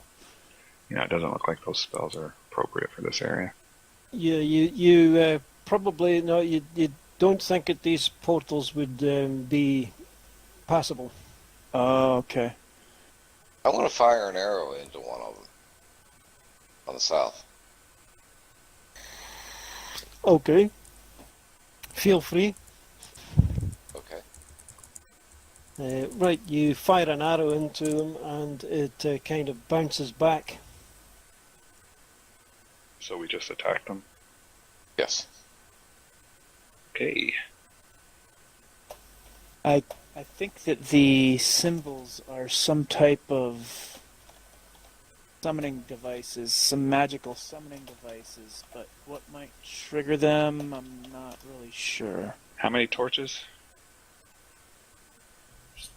3 and one's just flared up when we walk past it, I think. The second one flared up. Yep, the one in the middle, there was 3 torches, 2 of them were lit, one nearest to each portal, and the one in the middle was dark. And when you passed the one in the middle, it lit up, and the 2 portals appeared. All right. Well, I would say pull the third one, which is the further south, and then pull the first one, which was closer to where we came into, and then pull the second one. So 3, 1, 2. 1, 2. Okay, nothing happens. You pull them, or you turn the torches on this, or the sconces, but they just revert back to the position they were in. Are these magical torches? Magical light? I mean, can they put Yes. Writing Yep. or anything on these? Sorry? Any writing or anything near or on these?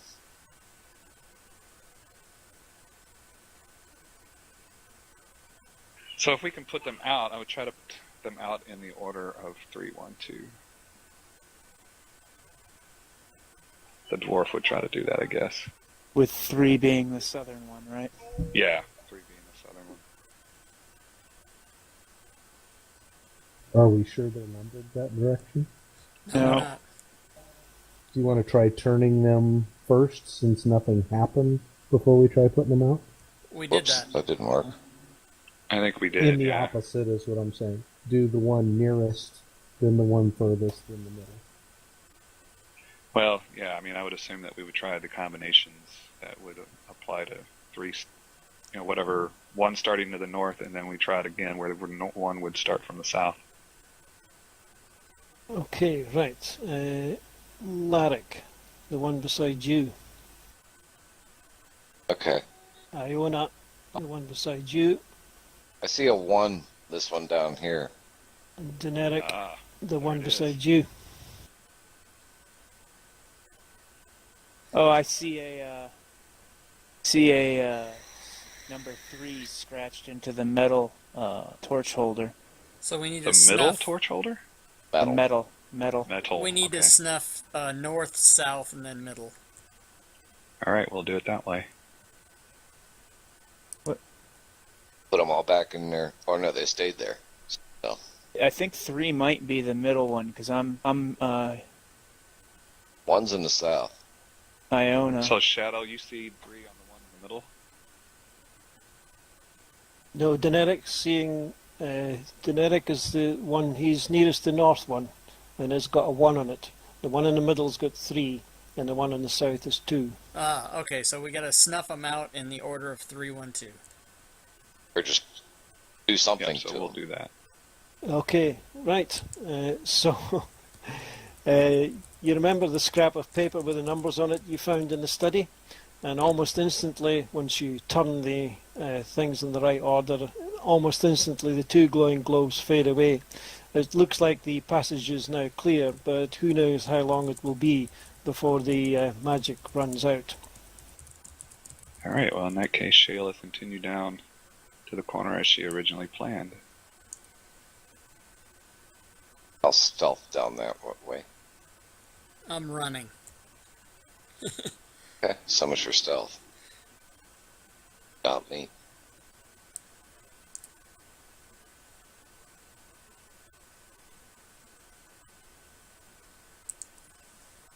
Okay, let's see, where are you?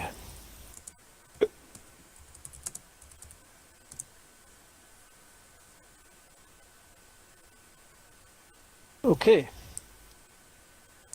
Alright, you quickly press on down the corridor and around the bend where, after another 40 feet or so, it ends in a large wood and metal double door. Placing an ear to the door, you can hear a voice talking quietly, interspersed with low moans. You can't, however, make out anything that is being said. The door appears unlocked. What kind of all moans right, are these? Pain or pleasure? What kind of what are they? Moans. Bones? Moans. You said we could hear the moaning? Oh, moans. Oh, right. Like I thought you said bones. I'm thinking, where the hell have I got bones? Yeah. Well, it sounds like moans, like somebody's not in a happy state. Fair enough. That's what I wanted to know. They're not joyful moans. Could make a difference.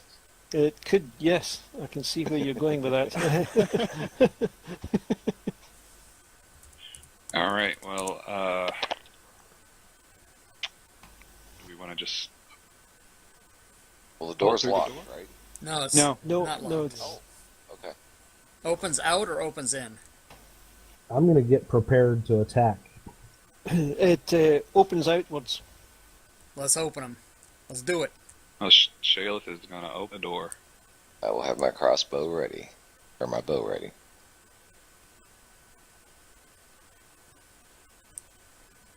Uh-oh.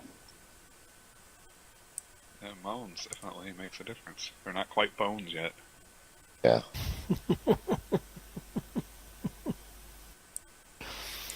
I'm not going to combine the two either. Okay, you quickly enter this dark room, which has the same dimensions as all of the others.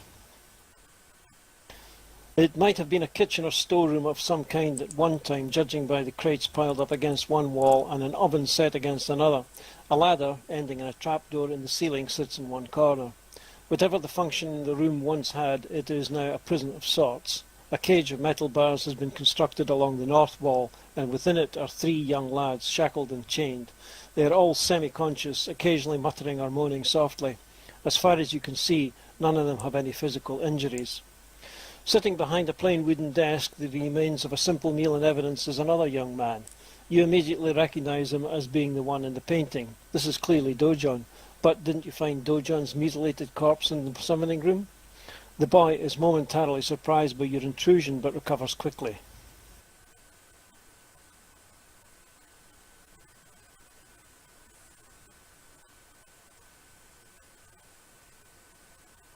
Somebody do Wow, something. I know I have the alert feat. I'm somewhat surprised here. I don't like We're it. looking to see if there's any eggs. That's what we've been searching for breakfast. That's right. What does this guy got on his Where's plate?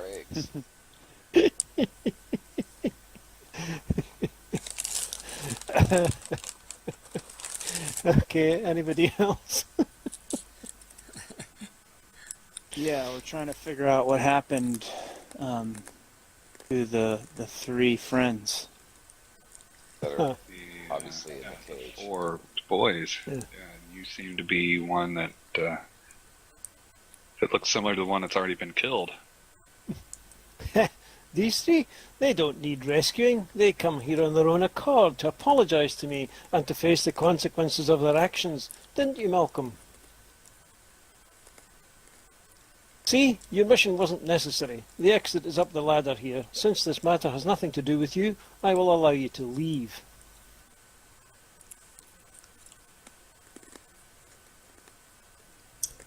I think we need the lads because the lads are the ones that are going to provide eggs and our horses ready.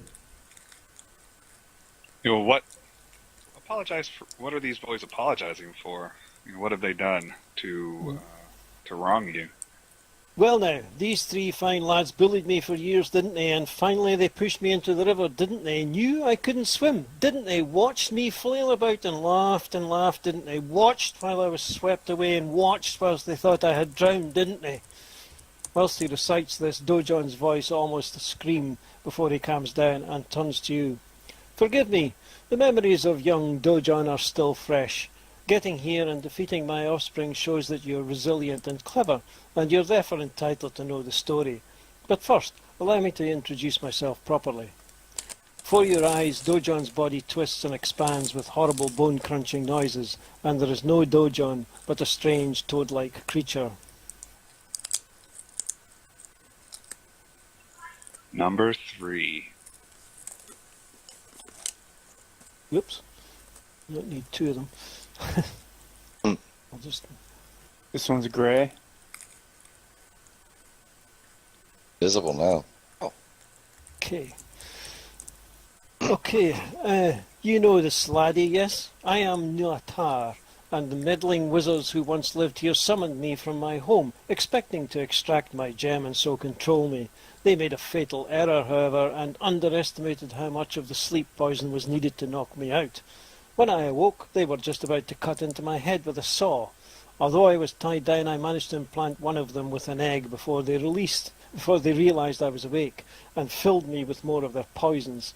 I was reborn whilst the wizards slept, and I hunted down the other two and implanted them as well. However, I was unable to return home until I had transformed one more time. And for that I needed a humanoid host, and fate gave me Dojon. When I transformed into my current state, I retained Dojon's memories, and I decided that his tormentors needed to be taught a lesson before I left this place, and so I devised a scheme which you have stumbled upon. It was easy enough to use the wizard's notes to craft the lockets and imbue them with the necessary magic, and as a heavily disguised Dojon to deliver them to these three bullies. Each of them has been infected with chaos phage, and soon all three will transform into Slad. They will become my offspring, and will serve me well in limbo. There is nothing you can do. Leave. I have no wish to stay on this plane, and so I offer you a deal.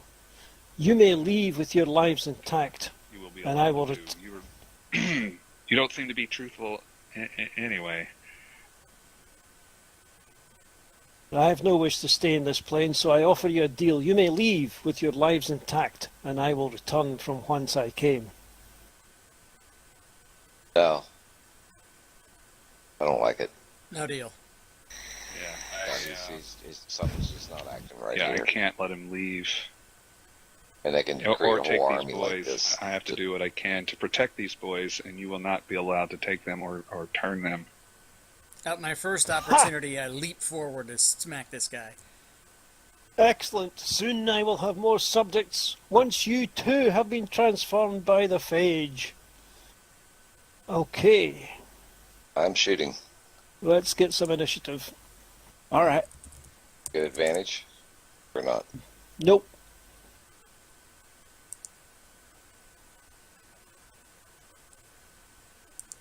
You'll definitely want to be throw everything at this thing.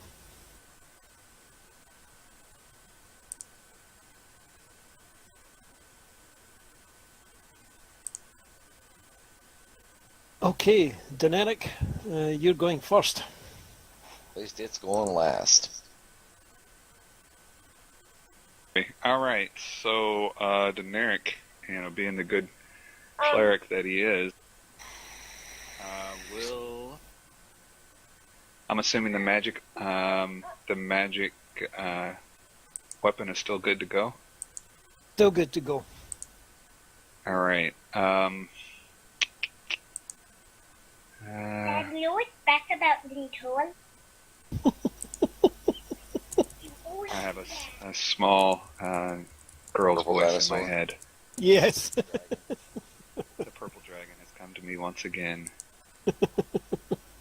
I told my daughter she's the adult purple dragon. Like, okay. Okay. So he's going to step over towards whatever that is to the south. Okay, that's just the table, but there's a way around the table there. Well, he's going to step here, and then before rushing in, he's going to cast a guiding bolt at this creature. Okay.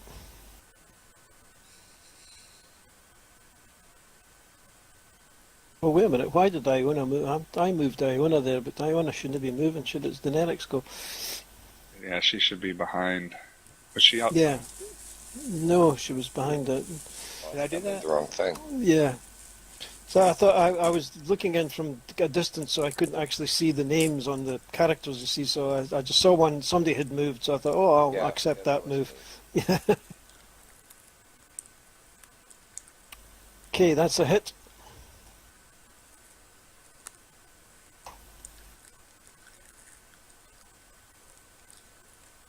All right, and the effect, right, should go on it too.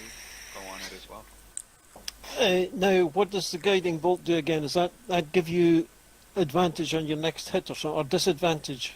Flashlight streaks towards a creature of your choice within range. Make a ranged spell attack, which I did. On the hit, target takes 46 radiant damage, which I did. And on the next attack roll made against this target before the end of your turn, has advantage thanks to the mystical dim light glittering on the target until then. So it gives advantage to the next person that attacks, it sounds like. Yeah, right. Okay, so that would have to go on to the yeah. Good job, John. All right, Yep. so Yep. I'm just going to step over, cast that, and then not being scared at all, is going to finish his movement by moving forward up to the creature. Okay.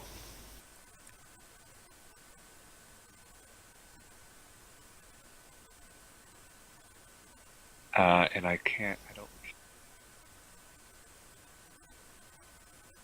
don't. Bonus action of the War Priest. Yep.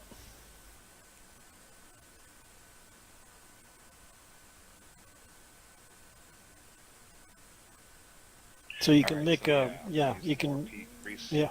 Yep. Bonus action and make another attack. Yep. This time it's going to be the magical battle axe. Okay, that's a hit.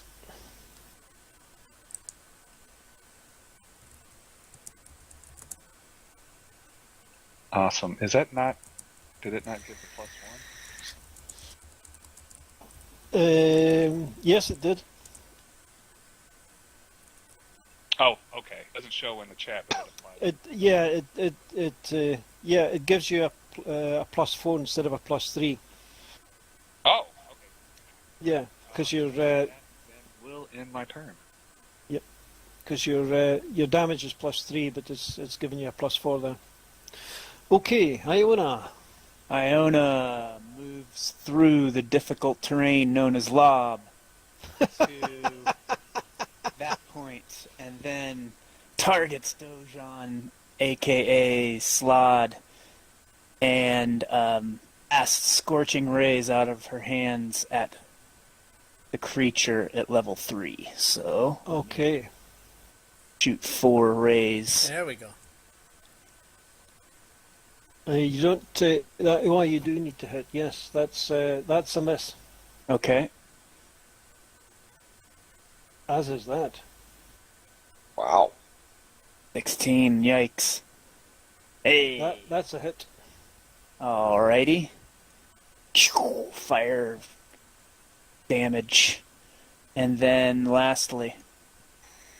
Ah, gosh, Oh. terrible. Missed again. Let me mark off a level 3 slot and pass to.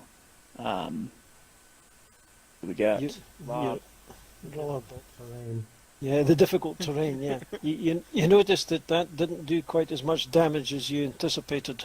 Okay, I see that. Okay, be careful, guys. Fire's not having much effect. Okay, it's Lob. Can I move to the opposite side of Daenerys? Do I have enough movement to do that? What is your movement? Should be, let's see, 30. So you can move. You can move in gradation. So you're holding down CTRL to move. Yeah. So hold down CTRL and drag your character, and then don't. Okay, you should have enough. I would do it like this way, and then. You do that by holding down Control key and it moves in segments? Yeah, Okay. it moves in segments. I'll have to try that next time. Yeah, so, but yeah, I'll allow you to get to, whoa, who's that? That's Larrick. Yeah, okay, so let's get you back to where you were. Yeah, so now you can keep on moving more segments. So you've got 30 feet, so move 10 down. Is there Just- a way to... There you go. Nice. Is there a way to cancel a move that you don't want? Yeah, just drag the back to your character. Back to yourself? Okay, Yeah. thanks. Mhm. Okay, now remember you've got, Just drag your character, shake it a little bit. yeah, that's right. It does. Okay, so you want to throw everything at this guy here. You've got advantage on all the attacks. You've got 2 main hand attacks and you've got your offhand.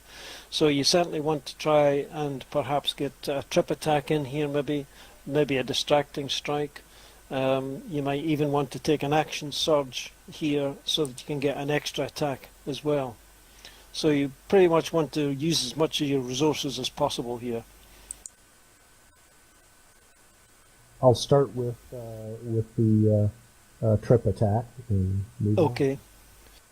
Righty-ho. So the first thing to do then is you need to hit the creature. So roll with your main two attacks with advantage. Oh, a critical hit. You couldn't ask for anything more than that, really. So your first little effect there on the trip attack, the first little walking man, just click on that, and that puts the effect on you. And then roll for your normal damage. So just roll your damage, and that's rolled your trip attack, and that's given you your extra bonus dice. Now do your cast. No, you haven't targeted the. Target him first. Now do the cast, and that will force him to make a saving throw. Okay, he's managed to succeed in a saving throw, so you haven't managed to knock him prone. So tick off one of your battle maneuvers there, tick off the trip attack. Excellent, okay. Right, so you've now got another attack. I don't see any particular reason why you can't use trip attack again. Because the wording is when you hit a creature, so you can use that again if you wanted to. So that's another hit.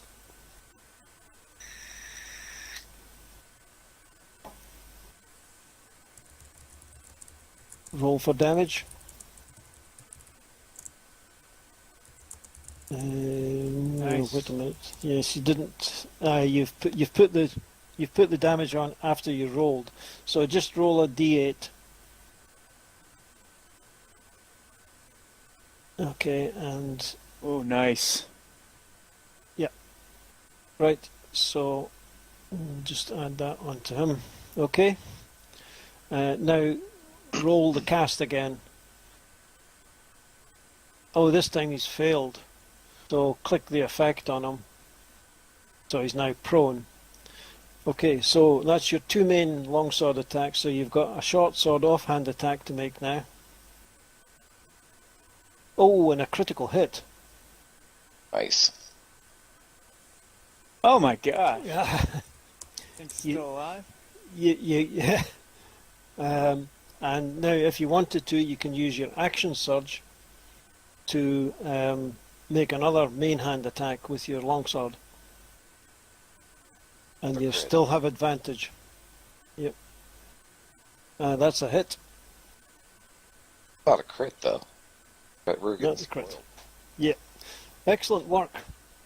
Wow. That's Right. huge. I think you did about 60 points of damage there. Okay, well, Lob, I don't think that you can really do very much more. Okay, a lot of that changes the strategy that I was looking at. Because this guy's still prone, correct? He is, yes. Okay, so I'm going to use a bonus action to cast Magic Weapon. Okay.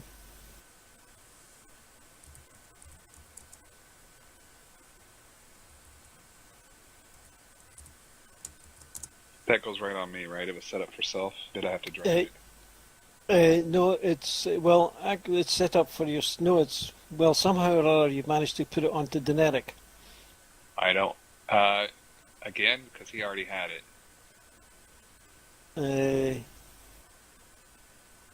Yes, very well. It's telling me that. Concentration. Oh no! Wait a piece, minute. So his will go away. No, yes, but Daenerys put that on himself. I think, did he not? He did, yeah. Aye. But Shaleth has. Yeah, that you've spell. got it on yourself now. Yeah. Cast it on herself. I don't know what happened there, but maybe you had Daenerys targeted for some reason. Is it on Daenerys twice? No, it won't go on twice, but yes. I don't know what it is. I don't think it applied to anything. No, And then I just yeah, took it over and applied it. Right. To Shaleth. yeah. Yes, Shayla's got it now, so yeah. Okay, so she's going to step over.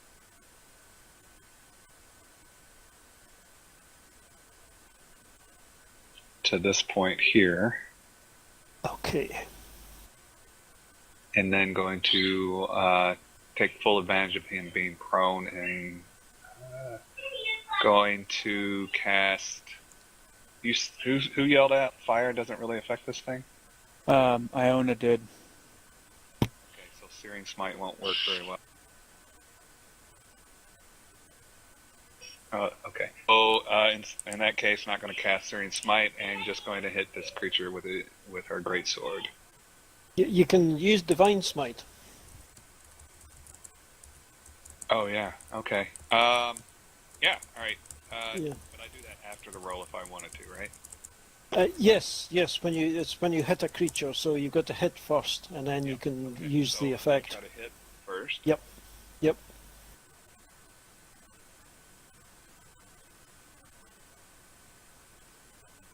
There you go. You've hit. All right. And I'm going to use first level Divine Smite. Okay, just click on the effect, and that'll put it on yourself. There you go. And then roll your damage. Ooh.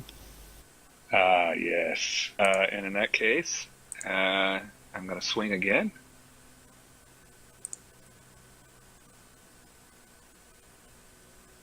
That's a hit again. All right, and since we're dumping everything we can, guess what? Divine Smite, first level.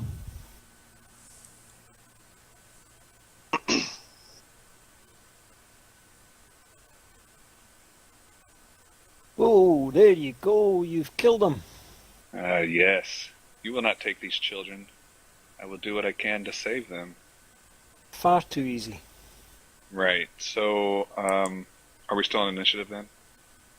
No, you've killed him. Okay, I didn't know if something else might pop.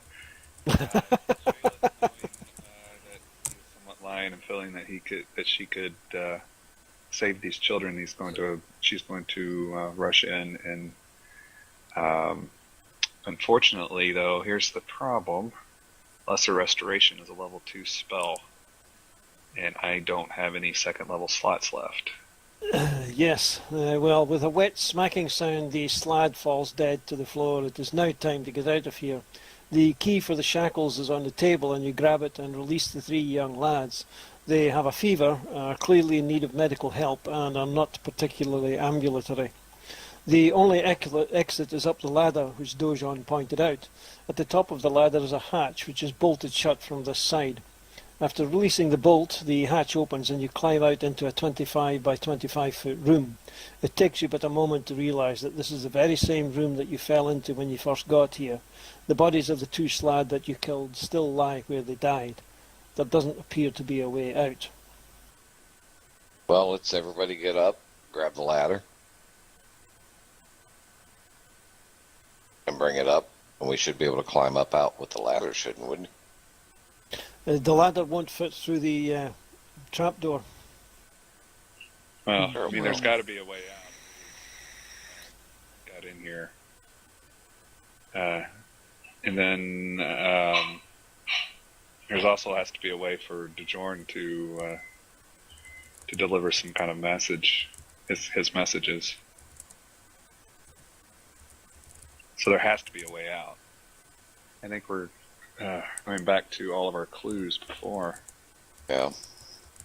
Yeah, let's check all the notes that we found scrawled everywhere. Yeah, DM is vaping. Oh, sorry, is that coming across, is it? Oh yeah, it's been coming across the whole time. Sounds Oh, awesome. I want one. My apologies. That's okay. We just thought you were Darth Vader for a while. It was kind of cool. Yes, It especially came through when you were saying evil things, so it was kind of cool.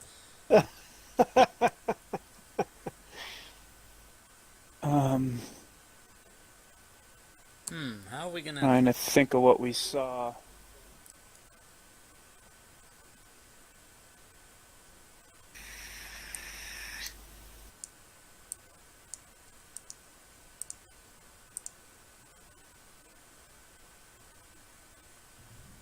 So 3 times 7 is the way backwards would participate. We go back and put 1 and 2 back in their places.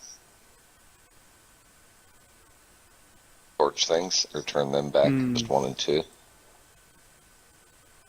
That order. 3 times 7 is 21.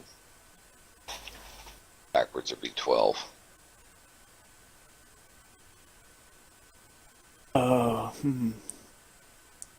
My best thought.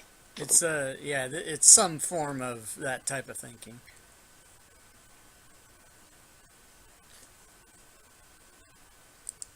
Yeah, where should we apply these ideas? Those torches. If we The search, torches? we search the body or search this room at all? I don't say know. anything. He read a lot. He read a description, but I can't remember it.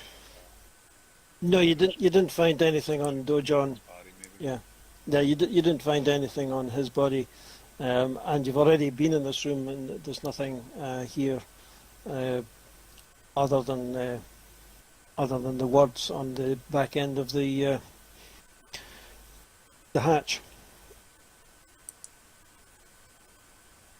Did The we words search on the top of the room hatch. below? Could knock 12 times.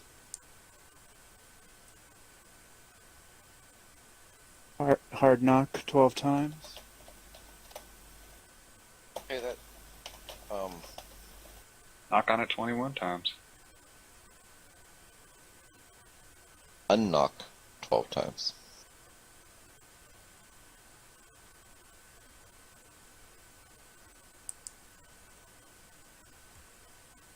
I'll say 21, and then I'll say 12, and then I'll say 21 again. Okay, with a soft pop and a slight smell of brimstone, a ladder magically appears attached to the wall. Gratefully, you ascend into the burned-out house's basement and feel the cool evening air on your faces. Quickly, you get the lads out and rush back to the tavern where Deneric and Shaley can minister to the three youngsters. Word spreads fast, and soon the boys' parents arrive, as does half the village, it seems. After a long and anxious few hours, the boys have almost fully recovered, and after a nail or two, you head off to bed. Following morning, you awake refreshed and ready to leave this place, but first there is a matter of breakfast, and there had better be eggs. Heck yeah, there better be eggs. And not eggs hatching from the inside of these boys. Yeah, Right. no kidding. Yeah, well done, guys. Well done. Yay! Thank you. Thank you. That was really cool. Awesome. Yeah, once again, That was well a done on blast. your part. Good. Yeah. I'm glad you enjoyed it. Combat and puzzles, I like that. Very creative. The combat was probably slightly too easy, but it just depends because if the final encounter, if he'd gone first, he would have fireballed you, which would have made a huge difference. Yeah, I Um, saw that you were also Yeah, so it Yeah, really, you got a few lucky crits in there, too. yeah, but you doubled up and you did you did all the right thing, threw everything at it, and outputted the damage and that kind of thing. So, that's a little initiative that's what you need to do. advantage as well, where everybody basically got to go first. Well, yeah, no, he rolled a tremendously poor initiative, didn't he? Yeah, that was. Well, we did kind of surprise him. Well, the play test for this, the party got fireballed twice. So, Whoa! Really? Whoa. Make a difference. Okay, I'm assuming? no, they all survived. But yeah, well, I'm saying did it twice. Yeah, well, I might actually have taken something out, but he went first, and he took a whole load of hit points off the party because he pretty much was away up there right at the top. But yeah, it just depends on the initiative order. So it's one of these things, you said, well, in that instance, that fight was really too easy because half he didn't even get a hit in. But on the other hand, if he'd gone first, then you'd have been suffering. Yeah, Or it would have if, been a struggle. I kept thinking the boys were going to turn him after we killed this thing. Yeah, That's what I was thinking, too. Especially because after seeing or figuring out that I could use lesser restoration, I kept looking at my spell slots and going, I don't have that spell ready. Like, I'm not going to be able to save them, and they're going to change and fight us. yeah, that would have been a nice twist, wouldn't it? Oh man, sit down here and trying to save these guys, and sorry, we had to kill them. Do you make a lot of modules? No, not really. No, I've made one for the other one that I made was for the FG Con, and I've only been playing Fantasy Grounds or used Fantasy Grounds for the last year or so. So the FG Days was the first time that I DM'd for anything other than my own group. So this is the second one that I've written for, especially for the. I feel that I took part in one of the FG Cons. I took part in one as a player.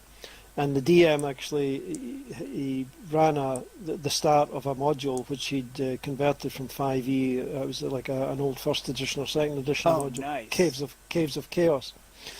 And I love the Caves of Chaos. It's a brilliant adventure, but we were only able to just kind of scratch the surface of the first thing. And I thought, I don't really like that idea, of what's the point of starting an adventure? Because the whole point, beginning adventure, is you create your characters and you kind of get into it and that kind of thing. You don't really want to be sort of straight into something. So I thought, well, if I write a module that's self-contained, then it's over and done with. And the whole idea of these cons is to give people who either haven't experienced with Fantasy Grounds or with the 5e rule set or whatever, is to give them a chance to play a game with a free license, a demo license, basically, and it just gives them a chance to sort of play and see what the software can do. So it's not really to showcase any particular adventure or anything like that. So I think writing small sort of self-contained adventures is the best way to go. Yeah, Personally, this was really great. I had a lot of fun. It was fantastic the way you presented it all. And by the way, just as a side note, the people in my Twitch channel love you, Philip. They're all in love with you. So Yeah, it was really great. I'm totally impressed and had a great time.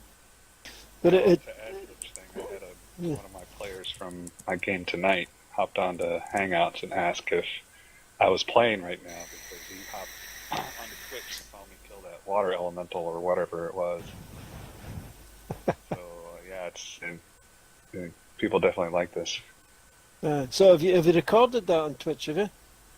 I don't know how he saw it. I don't know. Right. he might be in my channel. But he said he got on a Twitch and saw me do it. Well, you could send me the link to that if you've recorded it. I didn't do it unless somebody else did it. Actually, He it'll hopped be on there and Twitch. got it. Twitch only holds my videos for like 2 weeks or whatever, so I'll have it on YouTube. But I'll send you my YouTube channel. Really good. That was you doing it on Twitch? Yeah, I have it going on Twitch right now. If you look in TeamSpeak, you can see the star R star before my name. That's a requirement to let everyone know that you're recording it. Oh, right. Oh, I didn't know that. So No, that I didn't know that either. you don't have to Yeah, announce, I didn't either. hey. So the guy playing in my game on Saturday must have seen yours then, I guess. What's his? Do you know his like screen name or whatever? If I had Say that again. I'm sorry. to Wonderbringer, WONDERBRINGER. I don't. He's not in there now, but he may have popped in. Man, maybe somebody. I don't know if anybody Yeah, else. no, he said he had to take his daughter to soccer. And that's his Hangouts name, but he uses that consistently, so I assume that would be his Twitch handle as well. Yeah, he might have popped in there. It was hard for me to keep track of, all my thousands of parentheses 4 watchers. Yeah. So did you actually record the game as it was on your screen as it was playing? I did. And that'll be on YouTube from my perspective. They won't. It's obviously not from yours, so that it's only going to be from my side. Yeah, my internet connection is really not good enough to stream something like that. Neither is mine, but I somehow manage. Yeah. Well, I've never tried it, to be honest. But yeah, it's quite interesting to see some of these things go. But the one thing that these kind of things, they take an awful long time to write. Well, it takes me a long time to write them because I've got all the conversation. I've got everything prepared as to what I'm going to say, as you probably gathered. None of that sort of wing, Yeah, and the whispers. Yeah. Yeah, I mean, and you make the story work together well too. Mm-hmm. well, that's what takes the time because you've got to make sure that it all kind of hangs together. I don't like loose ends, so I mean, the only one thing that I didn't think of was when you said at the end there, we'll just pull the ladder up, and I thought, fuck.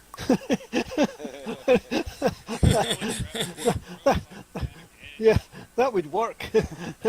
How do I avoid that? Seriously,